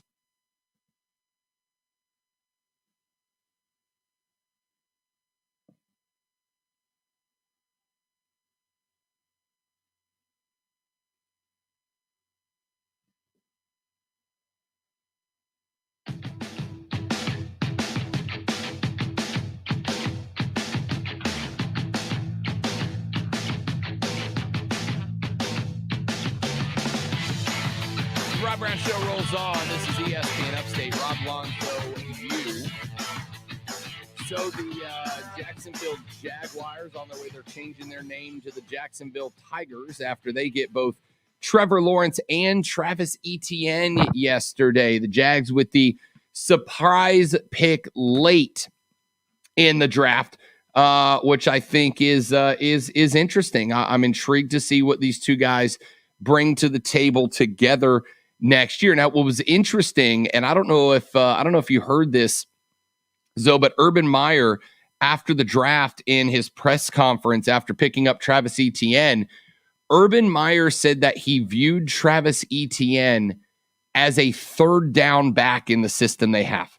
He said the two guys we have already are every down backs, and we wanted to bring in Travis Etienne as a third down back. And I found that kind of interesting that that you would decide to go in the first round with a running back that you viewed as a third down back. I got to imagine that is Herb just kind of trying to calm the waters of the backs that they already have on there.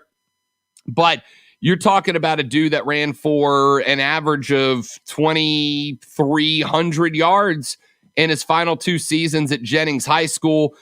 We all know what he did at Clemson. The dude is an every down back. I don't care what Herb says. He's an every down back. He can score in the red zone. 16 career touchdowns of 44 plus yards. So he's got full length speed as well.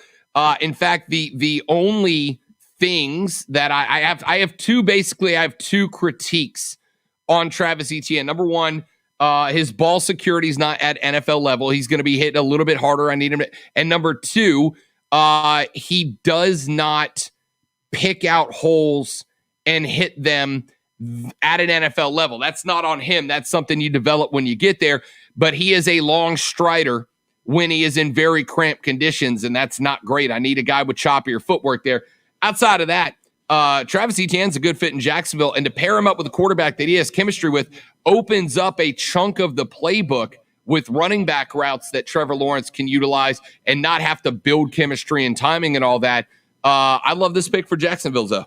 I think it's more about what the last thing you said. It's more about him being able to catch the ball coming out of the backfield and saying he's a third down back. That's not a bad thing to say. You know why? Because you come in saying these are our expectations of you. If you're better, do better than anybody else in the room and replace them. And if he is indeed better than the third down back, that's going to shine through and he'll end up running the ball more than just on third down.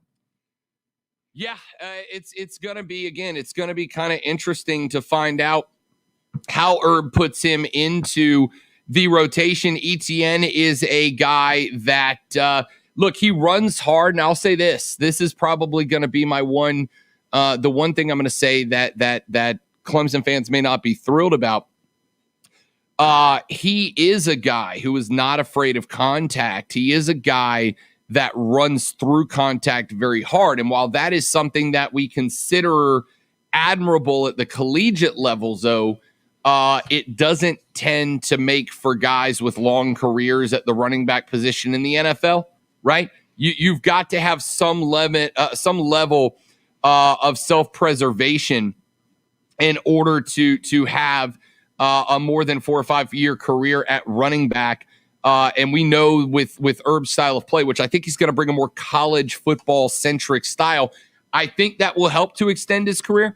But yeah, I think the big thing for me, Zoe, is that the chemistry between him and his quarterback is already there. You don't have to build it, which allows Herb to really focus on other aspects of what I think with Trevor Lawrence is going to be a pretty wide open, spread out offense for the most part.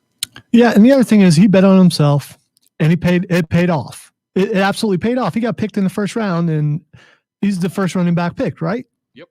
So, I mean, so the move that he made last year was a good move, and it paid off for him. And now it's up to him to earn his way, earn more playing time. All right, 844-GSP ESPN, 844-477-3776 is the number. Let's take a break. We'll come back, wrap up hour number 2, get number 3 underway. The Rob Brown Show is on your radio. It's ESPN Upstate. Golf cart. Yep. The Rob Brown Show. Listen on your phone everywhere on the radio.com app. Download the app and make ESPN Upstate a favorite for 24/7 real, unfiltered sports talk. The 2021 Upstate Golf Card is on sale now, and you can get yours now by going to upstategolfcard.com. There are 9 beautiful courses on the card this year. 9 gorgeous courses on the card this year, and you can pick up yours now. The weather is absolutely gorgeous outside. Obviously, we have got spring weather rolling in around the Upstate. And trust me, there's nothing better to do to spend some time with your friends and family than to get outside, play a little golf, Spend some time out in nature. It's absolutely fantastic. This is your opportunity to play 9 prestigious courses for just $99. That is $450+ in value. You are getting it for less than $15 a round. It's an incredible deal, and it can be yours now. Go to upstategolfcard.com to learn more. It's upstategolfcard.com, the 2021 Upstate Golf Card.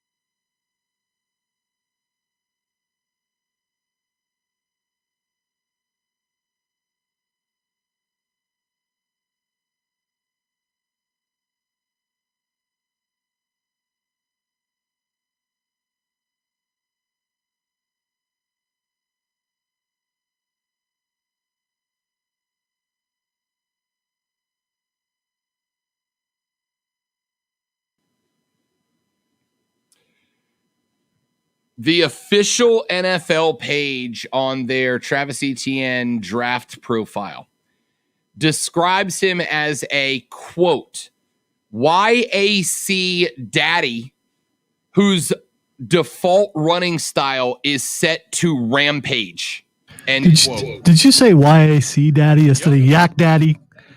Come on. YAC isn't yards after carry. No. But you got to say yak daddy.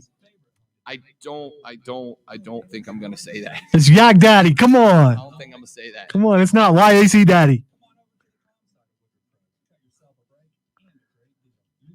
YAC daddy is something someone on a news station would say. News talk and sports? I believe that you're cool enough to say yak daddy. Yak daddy. Yak daddy, baby. I don't think I've ever heard that phrase before, honestly.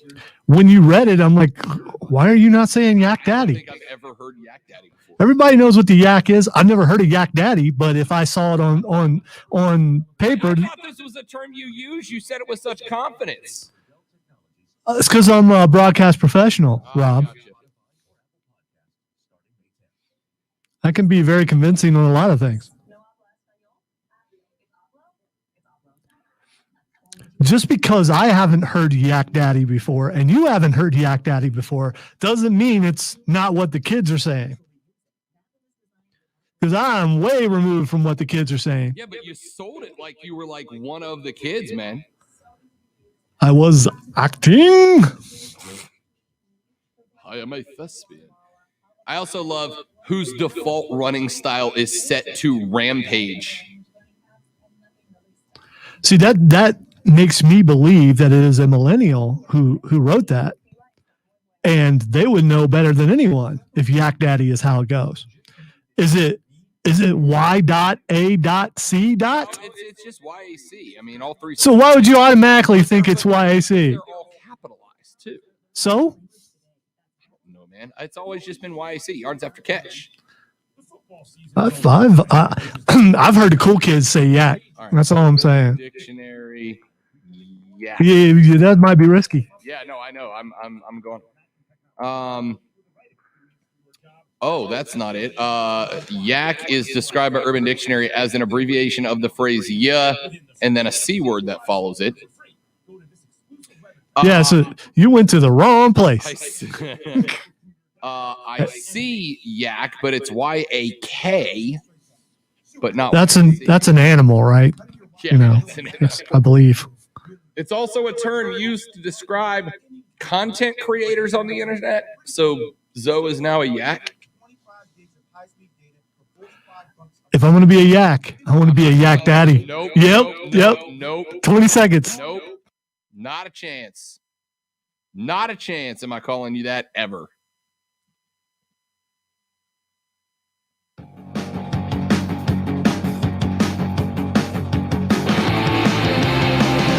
So I'm reading Travis Etienne's draft profile while we're on a break.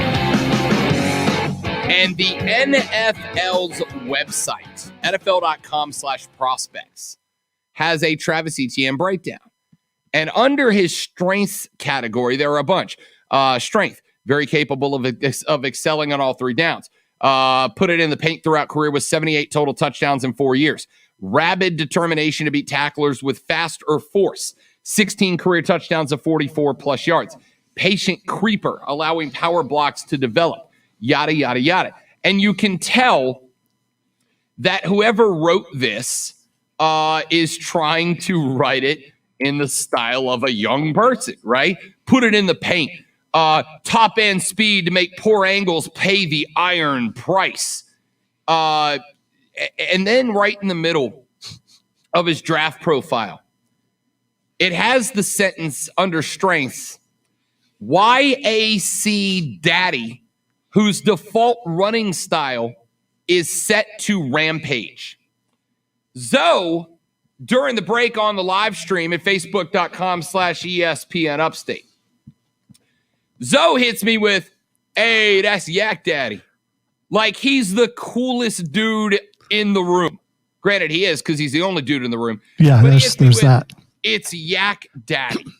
And then he tells me when I read it as YAC Daddy, he didn't understand why I was saying it that way. And the answer is, I have never heard the phrase Yak Daddy. Now, I also understand that at 36, approaching 37, I'm way not in the cool kids crowd anymore. All right, I get it. There's a lot of lingo I don't understand anymore because I don't run with the cool kids anymore. I am now like hanging out with the moms and dads of the cool kids because I'm old. I just want to point out that you can say that, but when you're cool with any age and any people.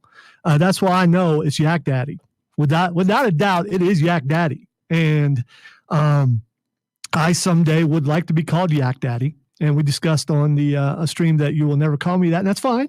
That's fine. But I'm okay if the listeners call me Yak Daddy. So I went to urbandictionary.com because Zoe sold it to me as if Yak Daddy was just a thing the kids say. And I've never heard it, and I'm disconnected from the kids. Yeah, like the cool kids might think you're a cool grown-up, Lonzo, but you're not one of the cool kids anymore. You're a cool grown-up, and that's fine. You're right, but you are disconnected. But I may or may not have cool kids. You might. Yeah. You might. I could. Still not one of the cool kids. Okay. Right? By the way, never was one of the cool kids. Doesn't mean that I didn't pay attention to their vernacular. That's fine, but you're not connected to the cool kids anymore. So I hate to come crumbling down around you, but you're a cool. You might be a cool dad.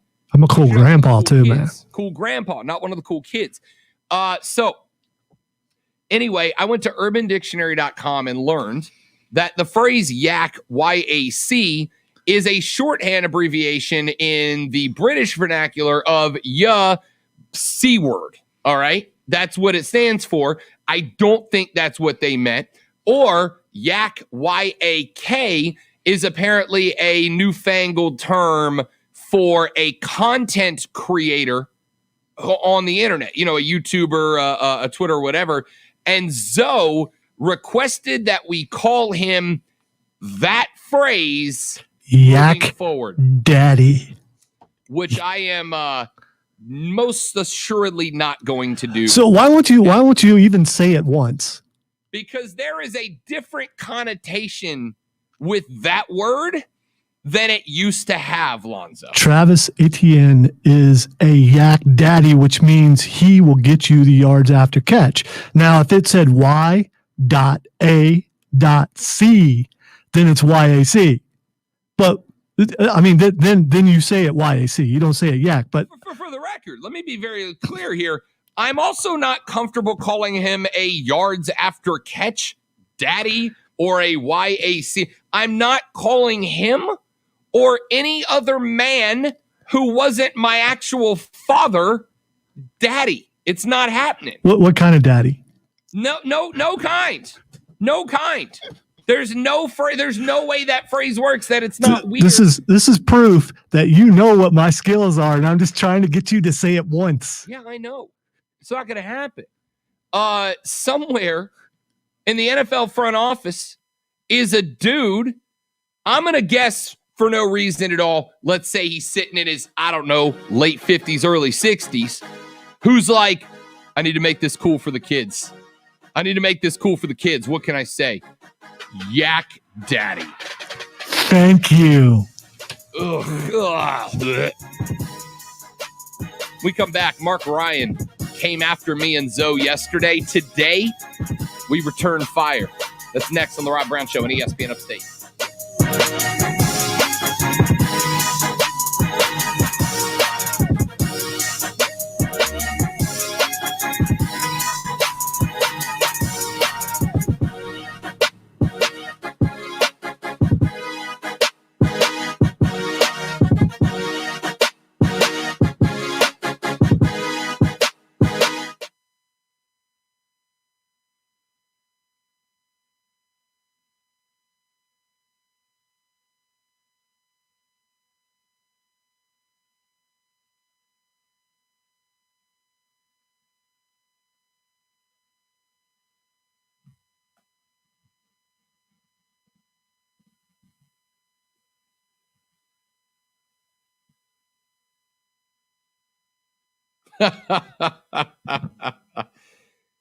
Yeah, and Keegan, I'm not calling anybody. All right, there are two people. Hey, Robert's in here. He knows what a yak daddy is. There are three people in the world that I will refer to as the Mac Daddy. My father, myself, and MAC, a.k.a. Mac Daddy from the hip-hop duo Crisscross. Those are the three people. And I hear they'll make you jump. Because he said the Mac Daddy make you jump. The Daddy Mac'll make you jump. And I got to sing that on stage. So there are three. Me, my actual father, and MAC from Crisscross. That's it. That's the whole list.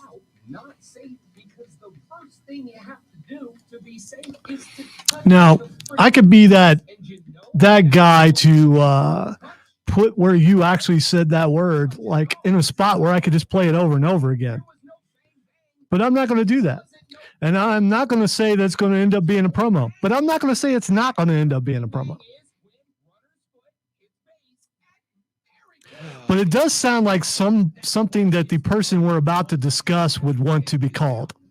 It absolutely does.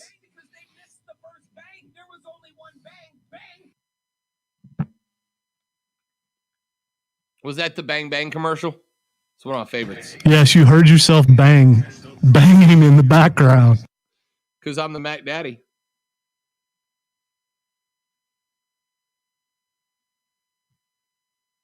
Let's make a compromise here. I will call you the Mac Daddy if you call me the Yak Daddy.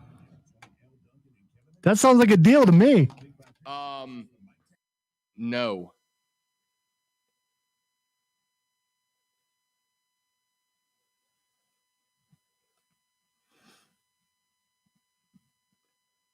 Your home for the NFL Draft, ESPN Upstate. Warning. And check this out. You're on official Rob Brown lockdown. Represents being real. Yeah. Real, unfiltered sports talk manufactured locally for the Carolinas. Lockdown. This is the Rob Brown Show. Yeah. Only on ESPN. ESPN Upstate. So yesterday, at the very end of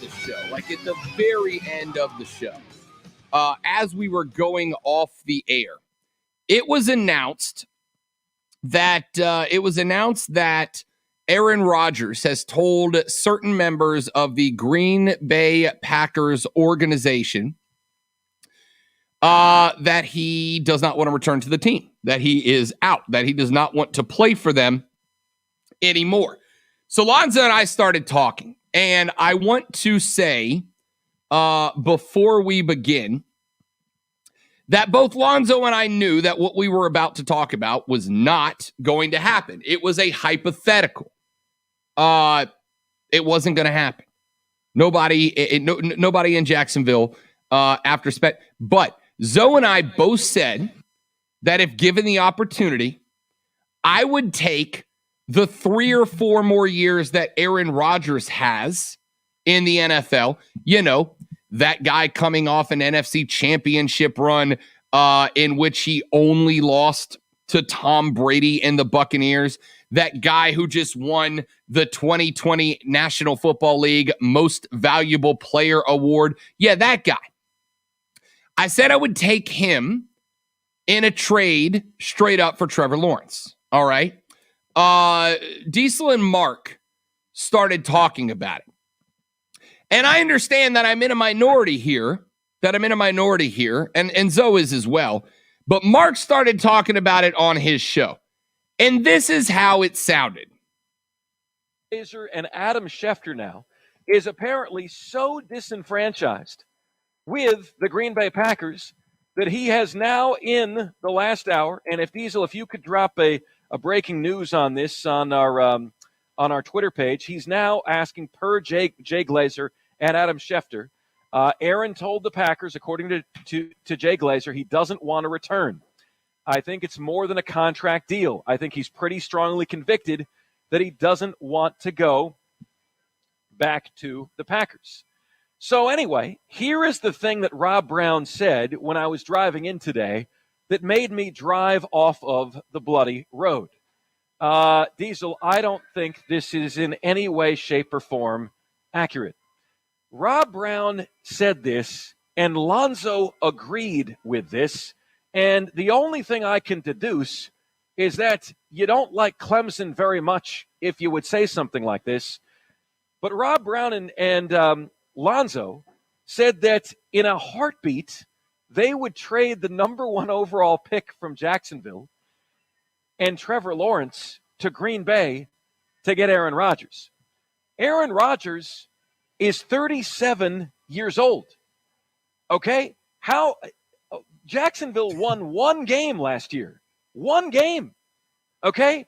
In the time that it takes Aaron Rodgers and Urban Meyer and their front office to build a winner around Aaron Rodgers, keep in mind, Aaron Rodgers has played in 1 Super Bowl, has won in 1 Super Bowl with a much better team around him than he would have in Jacksonville. By the time that you have a halfway decent team around Aaron Rodgers, he will be 40 years old, and there's only 1 Tom Brady. Diesel, I was listening to Rob and Diesel say this. Rob and Lonzo say this. Sorry, Diesel. Sorry. I literally drove off the road, Diesel. My car went off the road when I heard this. This might be, and there's been a lot of asinine things that have come out of that show. Love you. A lot of asinine things. This might be the ultimate proof as to what happens when kids use drugs at young ages. I have never in my life heard a more brain-dead take out of the Rob Brown show than that we would trade the number 1 overall pick in the draft, Trevor Lawrence, for 37-year-old Aaron Rodgers, who has played in 1 Super Bowl, who has gone to 1 Super Bowl on an awful team that needs to rebuild. Diesel, I don't even know what to make of this take. He's 37 years old. You know, we were kicking around the other day, weren't we? Like what you would trade the number 1 pick for?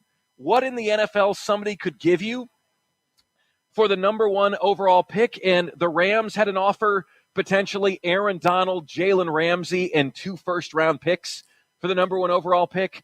And we said, no, we wouldn't do that. We agreed that there's only 1, and because of everything surrounding Deshaun Watson, you wouldn't trade it for Deshaun Watson. There's only 1 player in the NFL that you trade the number 1 overall pick for this year, and that's Patrick Mahomes.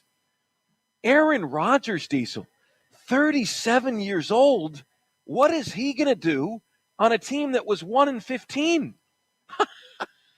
Like, I literally drove off the road when Rob and Lonzo were saying this. That's like saying I'd trade Tom Brady for my favorite flavor of Bugles. A bag of Bugles. Hey, like don't knock the Bugles now. That's good stuff. No, I'm with you, man. Did you or did you not, as a child, put them on your fingertips like they were witches' fingers? I may have done that last week, Diesel. There you go. I may have done that last week. There you go. You got to do that. You got to do that. I can't believe I heard that. I literally can't believe I heard that. Ladies and gentlemen, would you or would you not? Tell me this is almost over. If Yeah, you we're are a almost there. Hang in Gamecock there. fan, Hang in I there. still don't think you would trade Trevor Lawrence to get Aaron Rodgers for the Jacksonville Jaguars, right? You have to think about where the Jaguars are and where Aaron Rodgers is. This isn't 27-year-old Aaron Rodgers. This is 37-year-old Aaron Rodgers. And if Aaron Rodgers is disgruntled with the Green Bay Packers, what in the hell do you think he's going to be with you when he's killed behind that sieve of an offensive line? He's 37 years old on a 1-15 team. What are we doing? This is a pure hater trade is what this is. That's what it sounds like to me. That's exactly what it sounds. Exactly what it sounds like. It sounds like a pure hater trade. There is no way. Well, we know Lonzo hates Clemson, but there's no way that anybody who would ever say that has any respect for Trevor Lawrence or any respect for what he did at Clemson. There's no way. There is no way. Nor does Aaron Rodgers to the Jaguars make any sense, channeling my inner Rob Brown, at all. At all. Doesn't make any sense. I don't get it. I don't understand it. Diesel, if you can put it on the poll, would you trade the number one pick in the draft if you're Jacksonville to Green Bay for Aaron Rodgers? Would you make that trade? Rob Brown, I love you. Lonzo, I like you. But that is one of the more brain dead takes I have ever heard on ESPN Upstate. All right, so that's where we're going to stop. You let me know when I can go. That's all I'm saying. You let me know when I can go. By all means, have at. I don't even need to be here for this. I'll be back here if you need me. Go ahead, Lonzo. All right, there's so many things to break down here. First of all, I love you, Mark Ryan. I absolutely do. You say you like me, but you can't remember my name, which I think is hilarious. I'm the one who brought this up. You're giving Rob credit for it, but I'm the one who brought this up. Okay. And as obviously the content creator of this program and your program, you're welcome. Second of all, if there were a drinking game out there for this is proof that, kids shouldn't take drugs at young ages, well, then people will be drunk by the end of that program, I'm sure, every single day. Thirdly, it was a hypothetical. And here's what it was. If you actually listened, probably you were having trouble getting the car back on the road after you drove it off the road. I lost count. I think 7 times you drove it off the road. Hopefully there were no cops around. Obviously not. So it was a hypothetical about the draft being put into chaos. That's why it was mentioned. And I also think it's funny that this guy, Mark, yeah, that's his name. This guy is poo-pooing the idea of an older quarterback going to another team and being successful. Let's see. When did that happen? Oh, yeah, that happened last year when a quarterback older than Aaron Rodgers went to Tampa Bay and won the Super Bowl. And it's your team. And let me address one more thing. I don't hate Clemson. You know what? I talk about it. I pick Clemson to win almost every game throughout the year. If I hated them, I wouldn't do that. I dislike a lot of the fans who take things way too seriously. And you know what? Their buttons are way too easy to push, kind of like yours. Wow. Okay, I guess I'm going to get back up now. All right. There we go. Let me settle back in. You looked really comfortable. I really was. Yeah, I gotta tell you, I think I gotta tell you that the one thing I missed the most from the first couple of months we were working from home was the headset mic. When we had the headset mic, I could literally lay out on the couch and do the show. I do miss that. Yeah. So a couple things. Number one, you did not literally drive your car off the road. All right. If that made you literally drive your car off the road, you need to get your license revoked, Mark. Come on, dog. I know you better than that. All right. Number two. Yes, he's 37. But he's coming off a year in which he was almost consensus NFL MVP. He's coming off a year where it took the mythological creature, the Greek god that is Tom Brady, to knock him out of the Super Bowl, right? I mean, in a decent game, he was that close to another Super Bowl.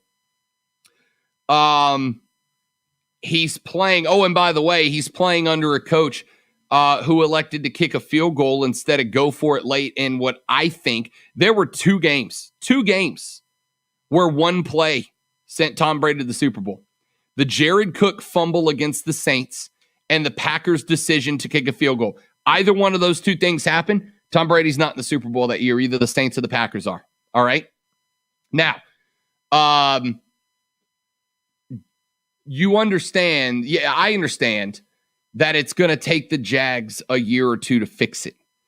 But here's the thing that you pass up on when you talk about a Trevor Lawrence, when you talk about an Aaron Rodgers. And I would say Aaron Rodgers has more weight to this than Trevor Lawrence does.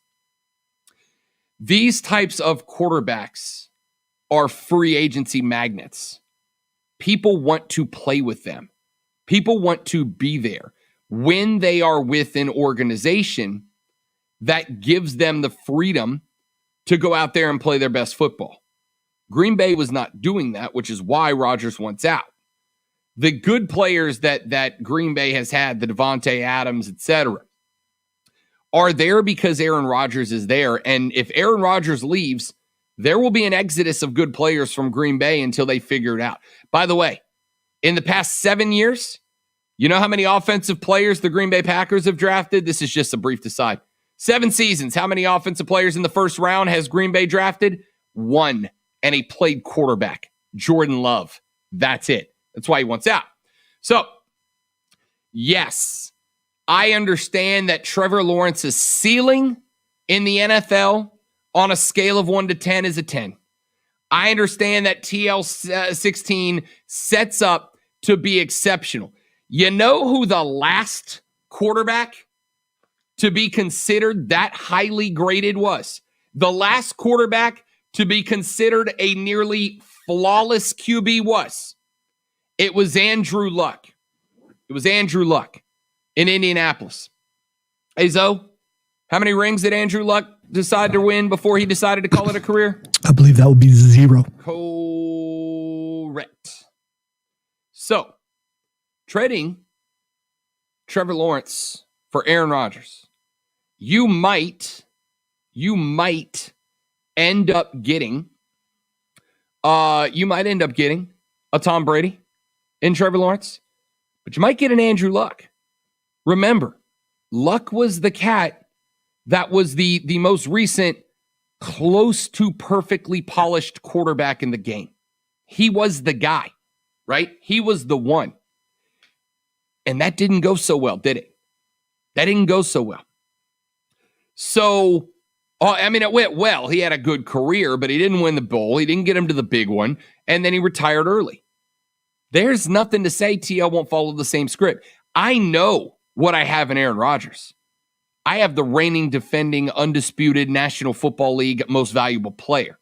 I have a guy who was a dumb field goal instead of a touchdown away from being in the Super Bowl. I have a guy who is still playing at a level that there are 25-year-olds in the league that wish they could play at. Like can't reach on Madden that level.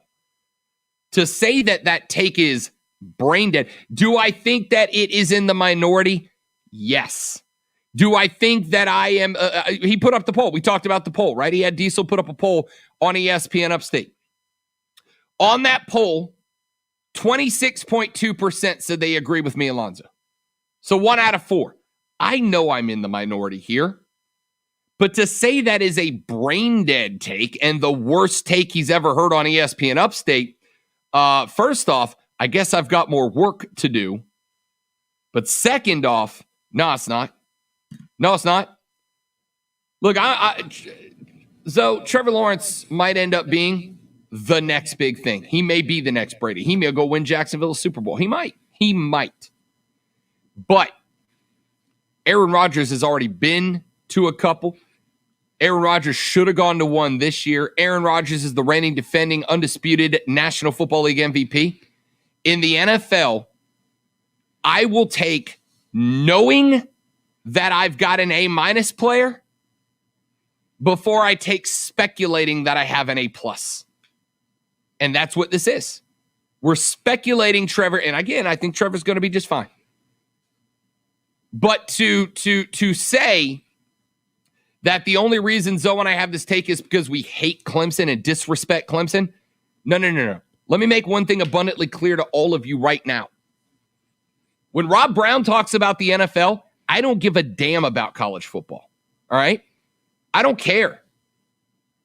You could bring in 11 guys from my worst rival.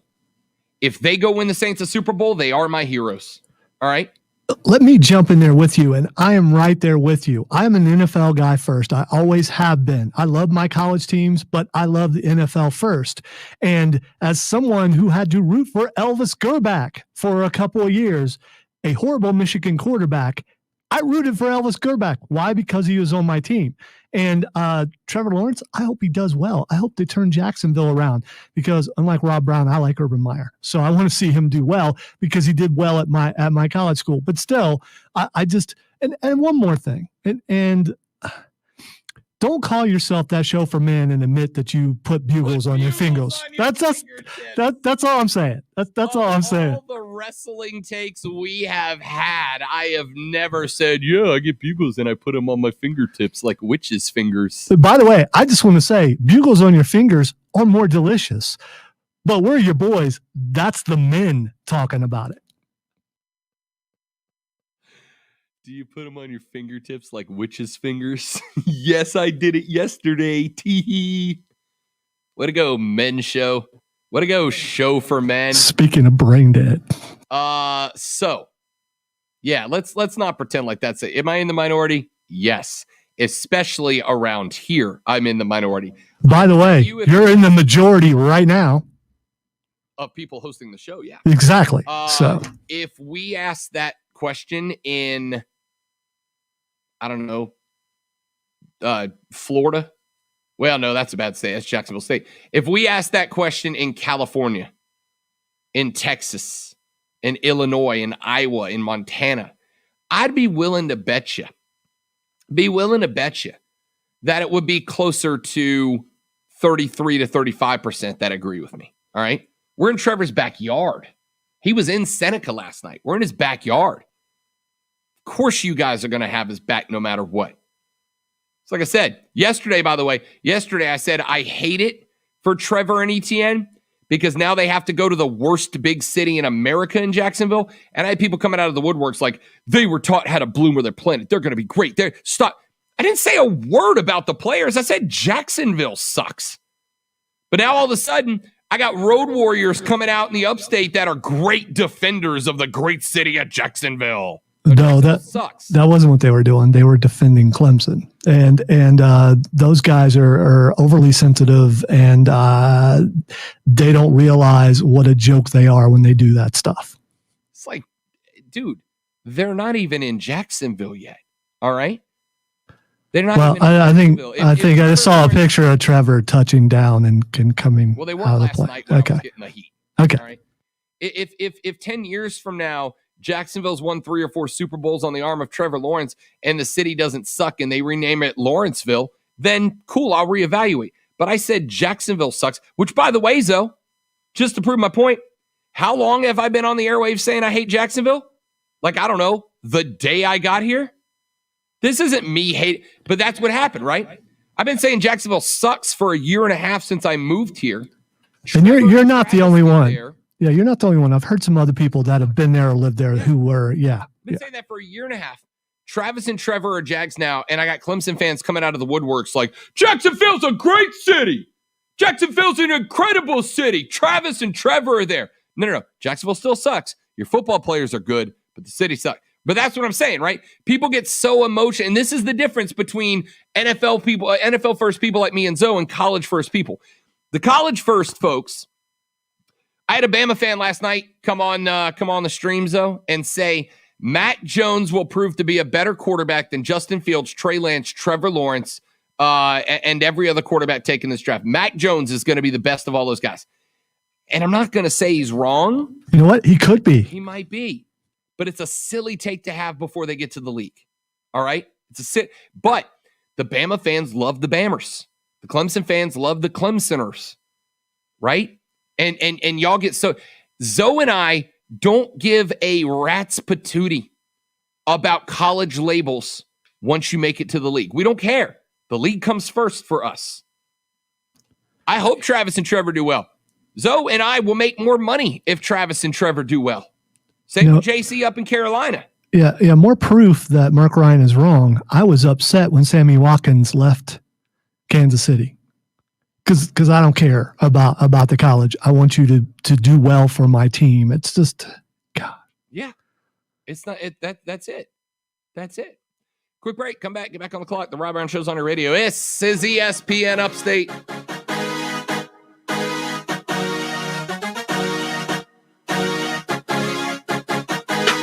The Rob Brown.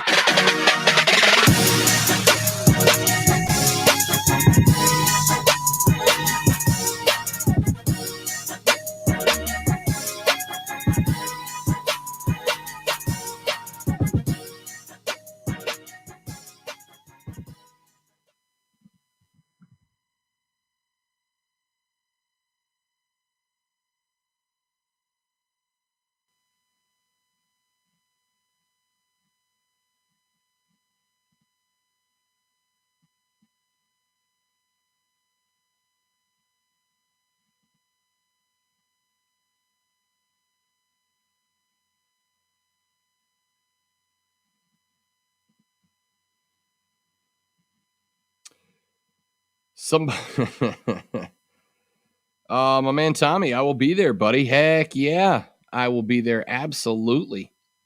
Actually, I'm glad you brought that up. I'll mention that coming up in the next segment for sure. But yeah, I'm ready. I've been waiting on this, man. Been waiting on this like for a minute.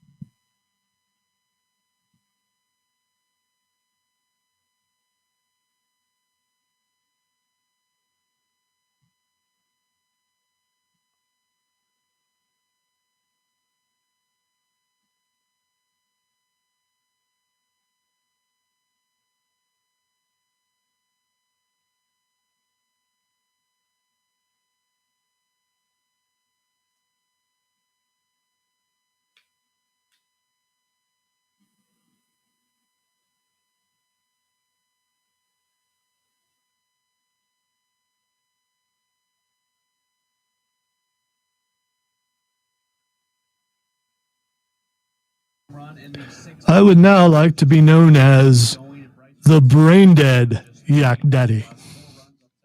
Somebody on the text line said Lonzo asking for his own nickname is Whack Daddy. And they're right.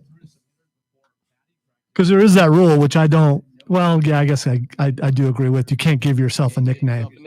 You can't do that. But if the listener is also on the stream, they would know that what Rob knew, that I just wanted him to say it so I could have him saying it. That's all that was. Because I may or may not put together a mix of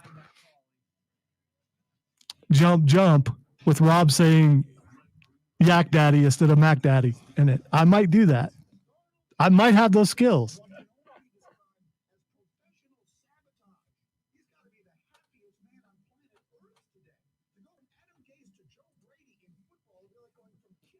But of course, you'll never hear it on the stream because in the video we get flagged, and in Iran and the video would get flagged. Oh, because of the music, yeah.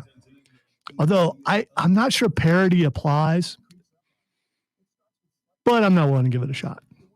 Or maybe I've already gave it a shot. But if you made it a 30, because we can use 30 seconds, right, or 29 seconds, or make it a minute, but just put the song inside like the last 28 seconds of it. So you're encouraging me. That's what I'm taking out of this. No, I'm absolutely not. I'm just trying to help you think through this thing that you want to do. I should stop being a good friend to my own detriment. By the way, I could do it on the air, just not on the stream. Because I know parody is allowed on the air.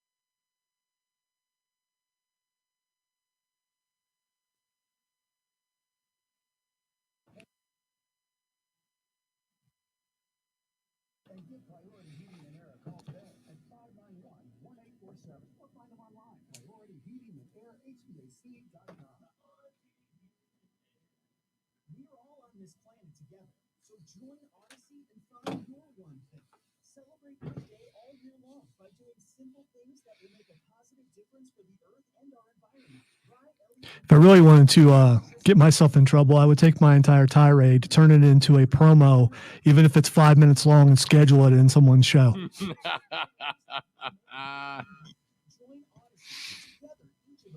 Did you see this?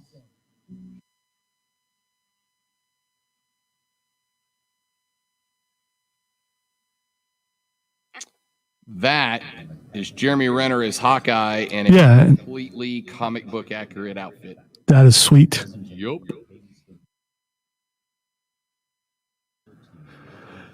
Can't wait for that, but I don't think we get that until after Loki, though.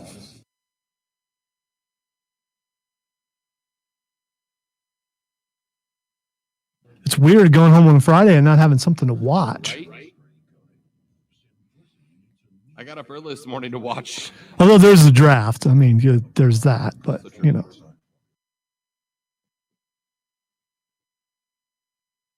And my team actually has a pick today, later on, way later. Although the Panthers pick fairly early, so hopefully they'll pick up that lineman. Has it been 3 minute. years since Infinity War came out? Holy crap.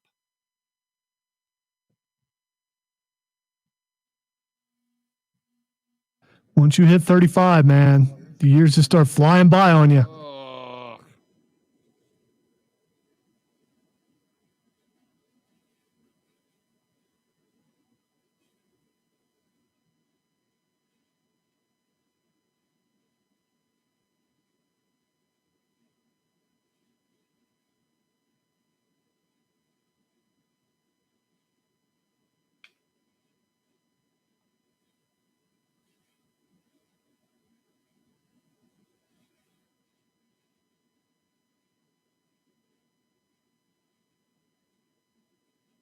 Dispensing real, unfiltered sports talk every weekday noon to 3. This is the Rob Brown Show on ESPN Upstate. All right, the Rob Brown Show rolls on. This is ESPN Upstate. Got a bunch of texts to get through, but let me get Jimmy in here so we didn't have to hold through the break.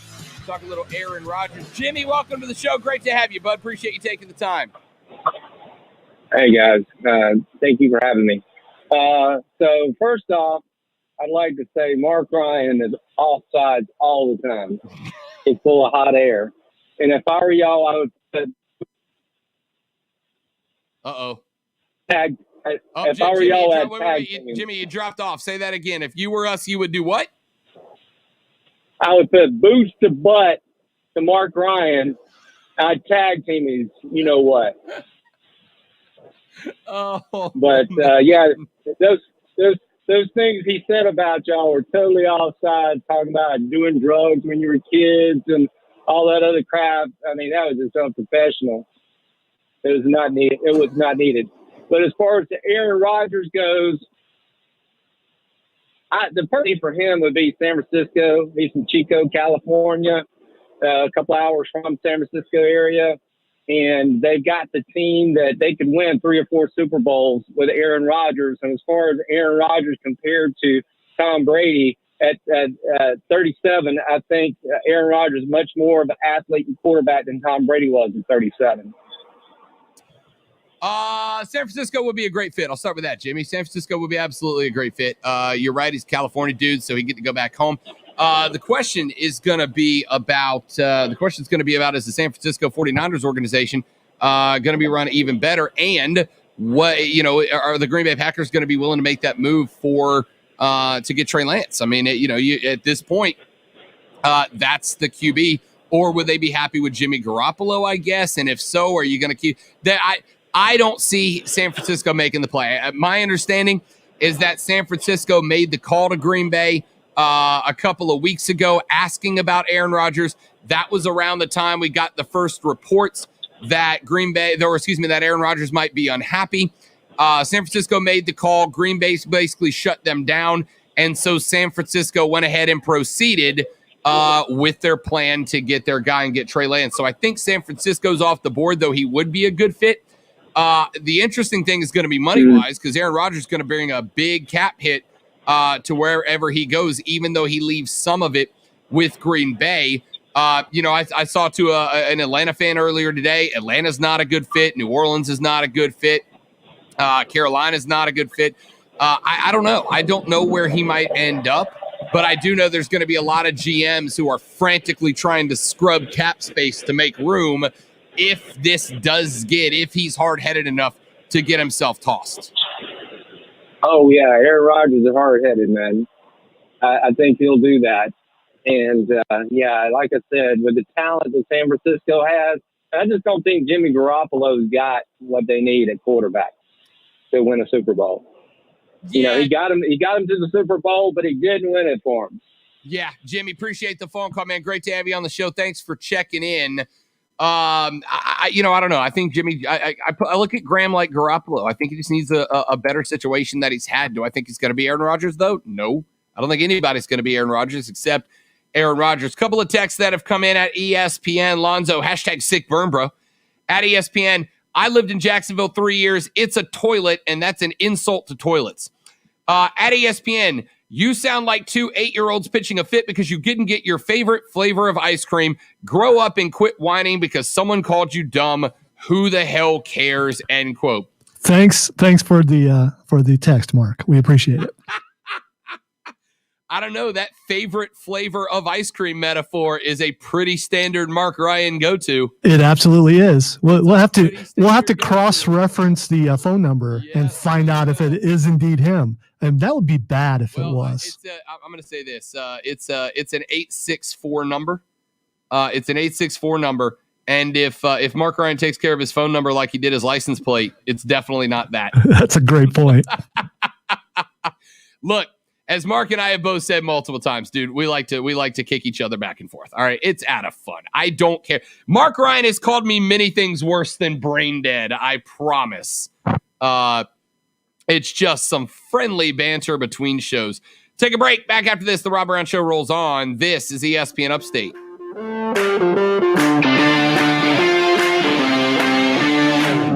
The Rob Brown Show. Listen on your computer and tablet at ESPNUpstate.com.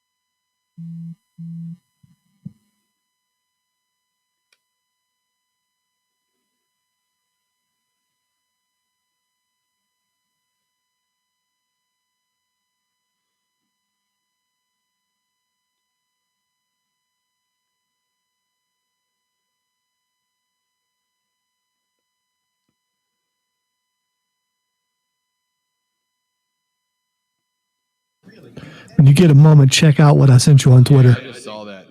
Dude, that kind of stuff's annoying. Like, I get you're heated, but stop. Dana White, it looks like he's laughing. He is. He loves it.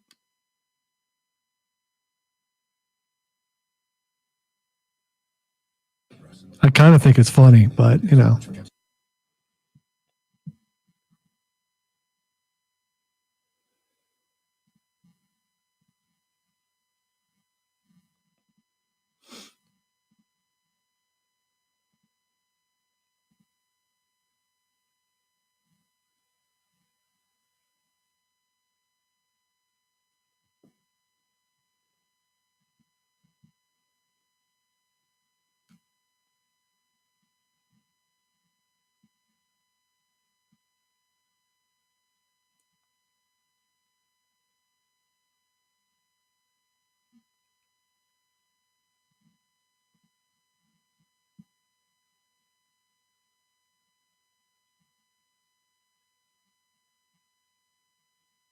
One minute.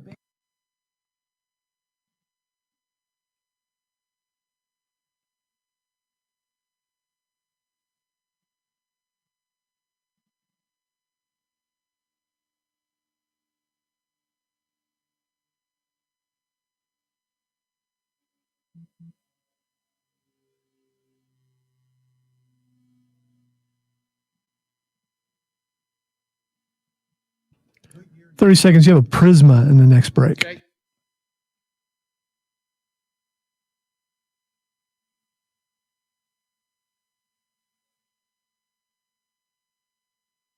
Do you believe all the hugging and the excitement that's in the war rooms after they get their guy?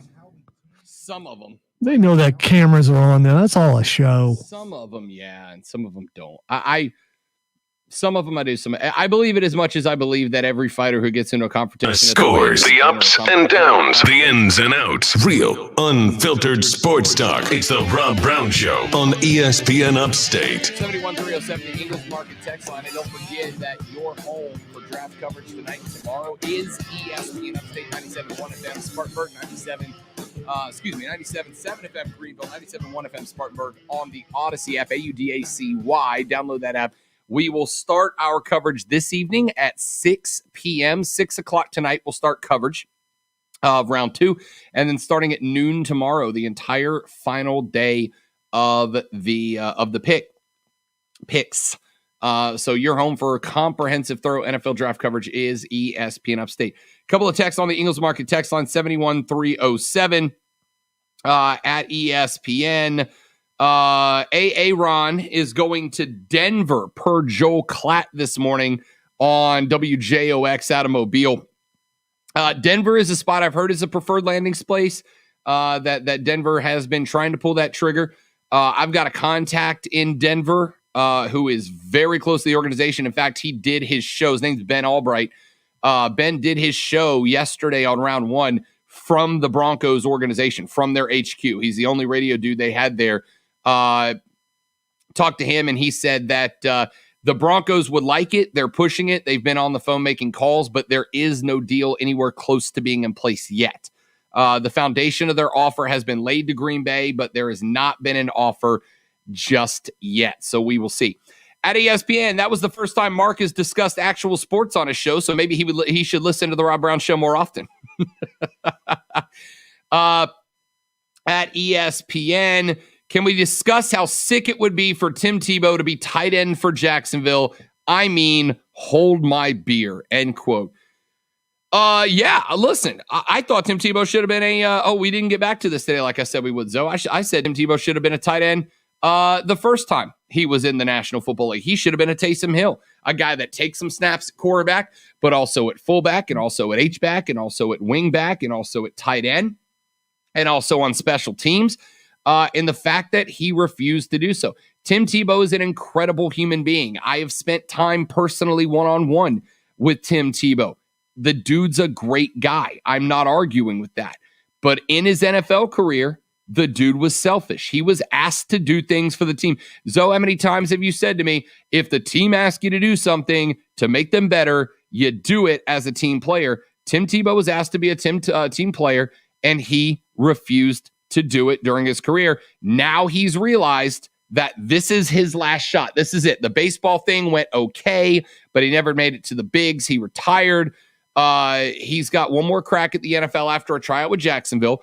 Even his old coach Herb said, if you're going to do it, you're going to be in a tight end spot. I hope he does. I hope he makes it back, and I hope he has 2 or 3 years with Trevor Lawrence of being a great tight end. But let's also not be the dude's 33. The dude's 33 playing one of the most physical positions in the National Football League. He's got a couple of years in him. Do you believe for a second that if he makes the team that he will only be a tight end?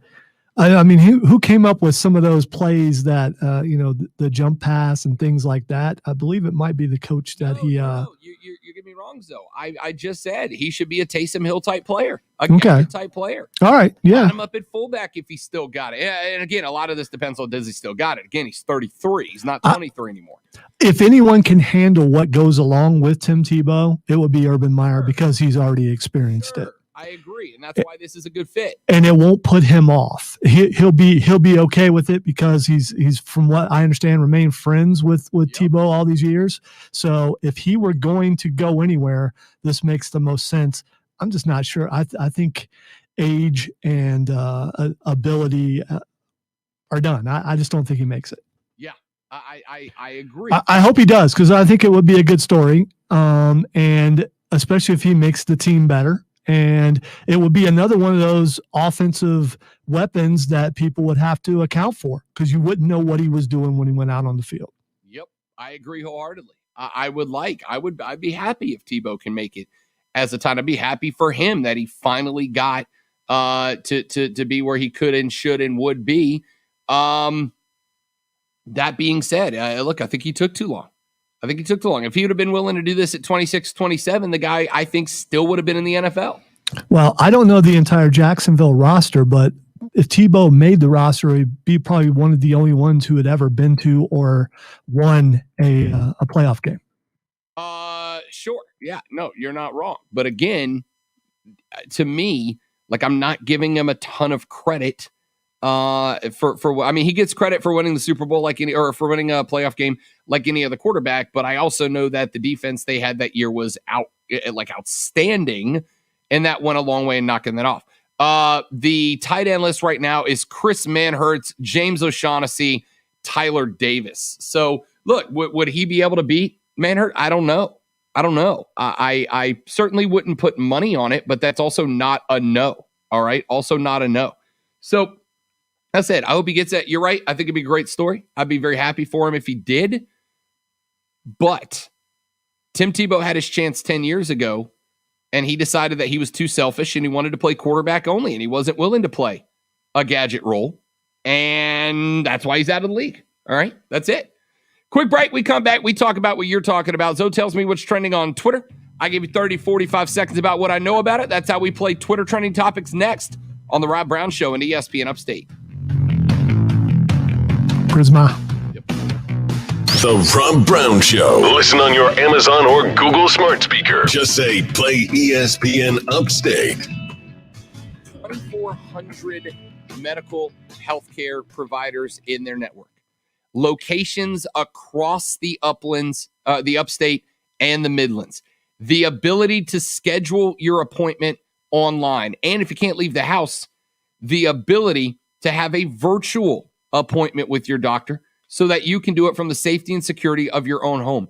Prisma Health is dedicated to making sure that not only do you have a safe healthcare experience, but that you have an easy and efficient healthcare experience. They care that taking care of you is as easy for you as it could possibly be. That's their whole goal. They are the official healthcare providers of both the Gamecocks of South Carolina and of the Tigers of Clemson. I mean, if they were good enough to look after first-round draft pick Trevor Lawrence, they're good enough to look after you and your family, and you should trust them for it. Go to the website, prismahealth.org. That's prismahealth.org to learn more. It's our friends at Prisma Health here in the Upstate.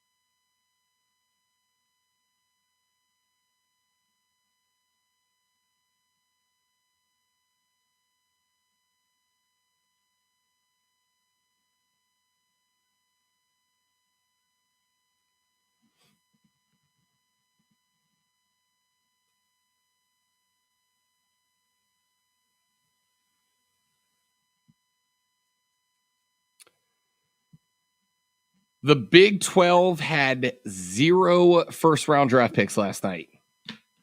That's an incredible number. Seto.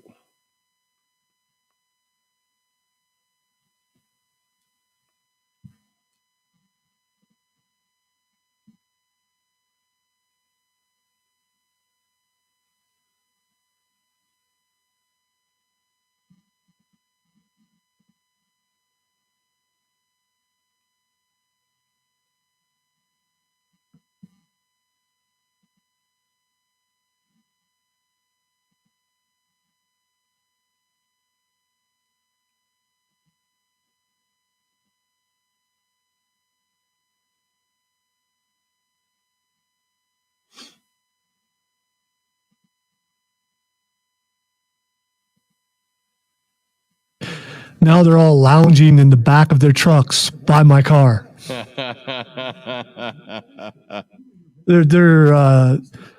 They've set up scaffolding at the building across the parking lot. Not quite sure what they're doing, but they're just maybe they're just waiting for quitting time, or maybe they're taking a break. I don't know. But as you pointed out earlier, I'll be going to my office here in 5 or 6 minutes, and I won't be able to look at it anymore. You're right. But I don't want to be obvious and go out and move my car. Because if I were them and I saw me move my car, I'd probably move my truck right next to my car. So.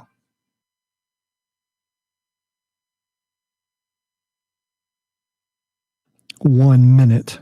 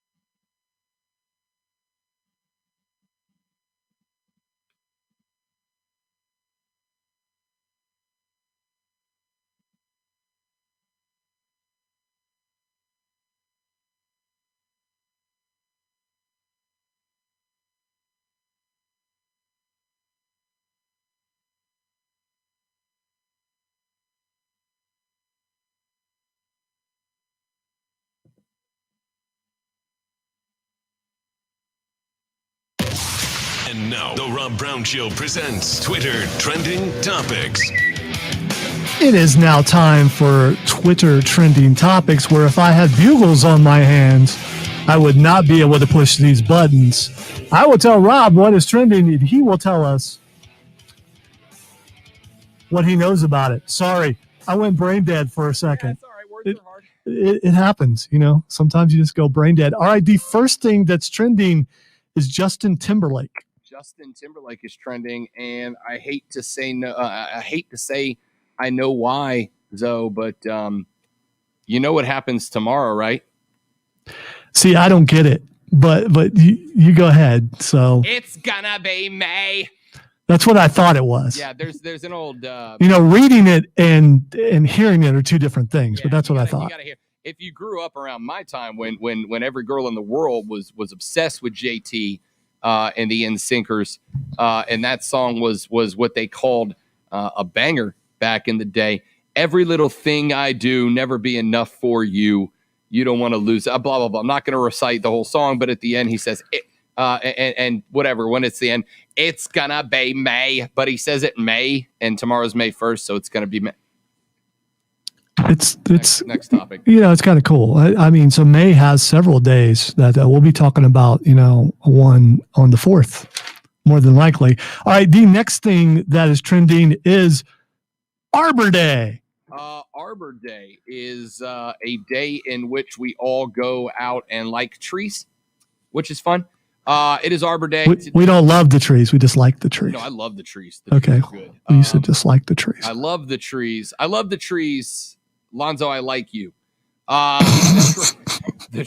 Go out and plant a tree. Trees are good. Trees are helpful. They give, I don't need to give you your high school teacher speech. We need to protect the planet. Go out and plant a tree. Happy Arbor Day. I am curious, and this is definitely an age thing. When I was a kid on Arbor Day, we went out and we planted trees. Did you do that? Yeah, I did in like elementary school. I think it stopped around middle school, but yeah, every year in elementary school, we'd go out to the backyard and plant a tree. So like.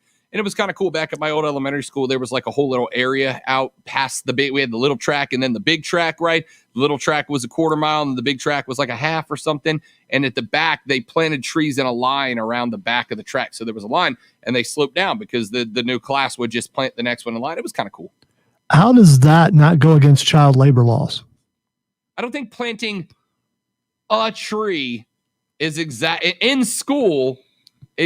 Making me do algebra should be against child labor. Well, I'm just saying that if I recall, and it was a long time ago for me, it wasn't voluntary. You had to go out there with your spade and you had to dig a hole. You were being forced to. That's child labor, I think. Teachers also used to whip you with paddles when you didn't listen. They did. Things changed. And I may or may not have felt the wrath of the paddle many times. The wrath. Because of my friends, it was never me. No, that's why, if your friends go on the sidewalk that gets you paddled, don't go on your sidewalk to tell your friends to get off the sidewalk because then you get caught too. Never, Lonzo. Which may or may not have happened. All right, the next thing that's trending is Justin Fields.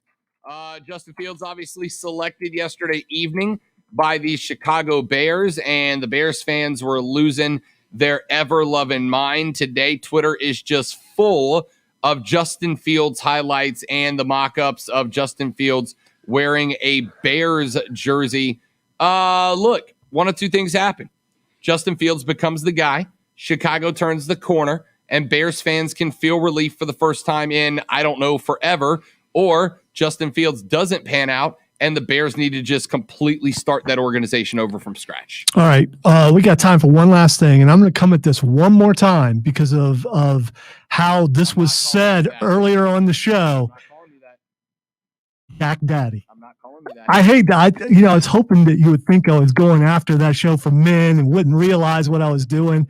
I'm going to have to work on my tactics. You know my moves now. That's not good. Apparently, NFL fans are having a debate over who is the NFL's true Yak Daddy, a.k.a. the yards after contact daddy. And that, Zoe, is the point where I close Twitter for the whole day. That's it. I'm done. Yak Daddy. Friday. Thanks for listening, y'all. Offsides with Mark Ryan is up next. Have a great weekend. Don't drink and drive. I will punch you in the face. If you're going to be at the Greenville Triumph game tomorrow night at Legacy Early College, I'll be the good-looking dude. Come up, say hi. I'd love to get the chance to meet you, talk a little football. Thanks so much for hanging out, everybody. Hope you enjoy your weekend. Don't work too hard. See you back here on Monday to do it all over again on the Rob Brown Show.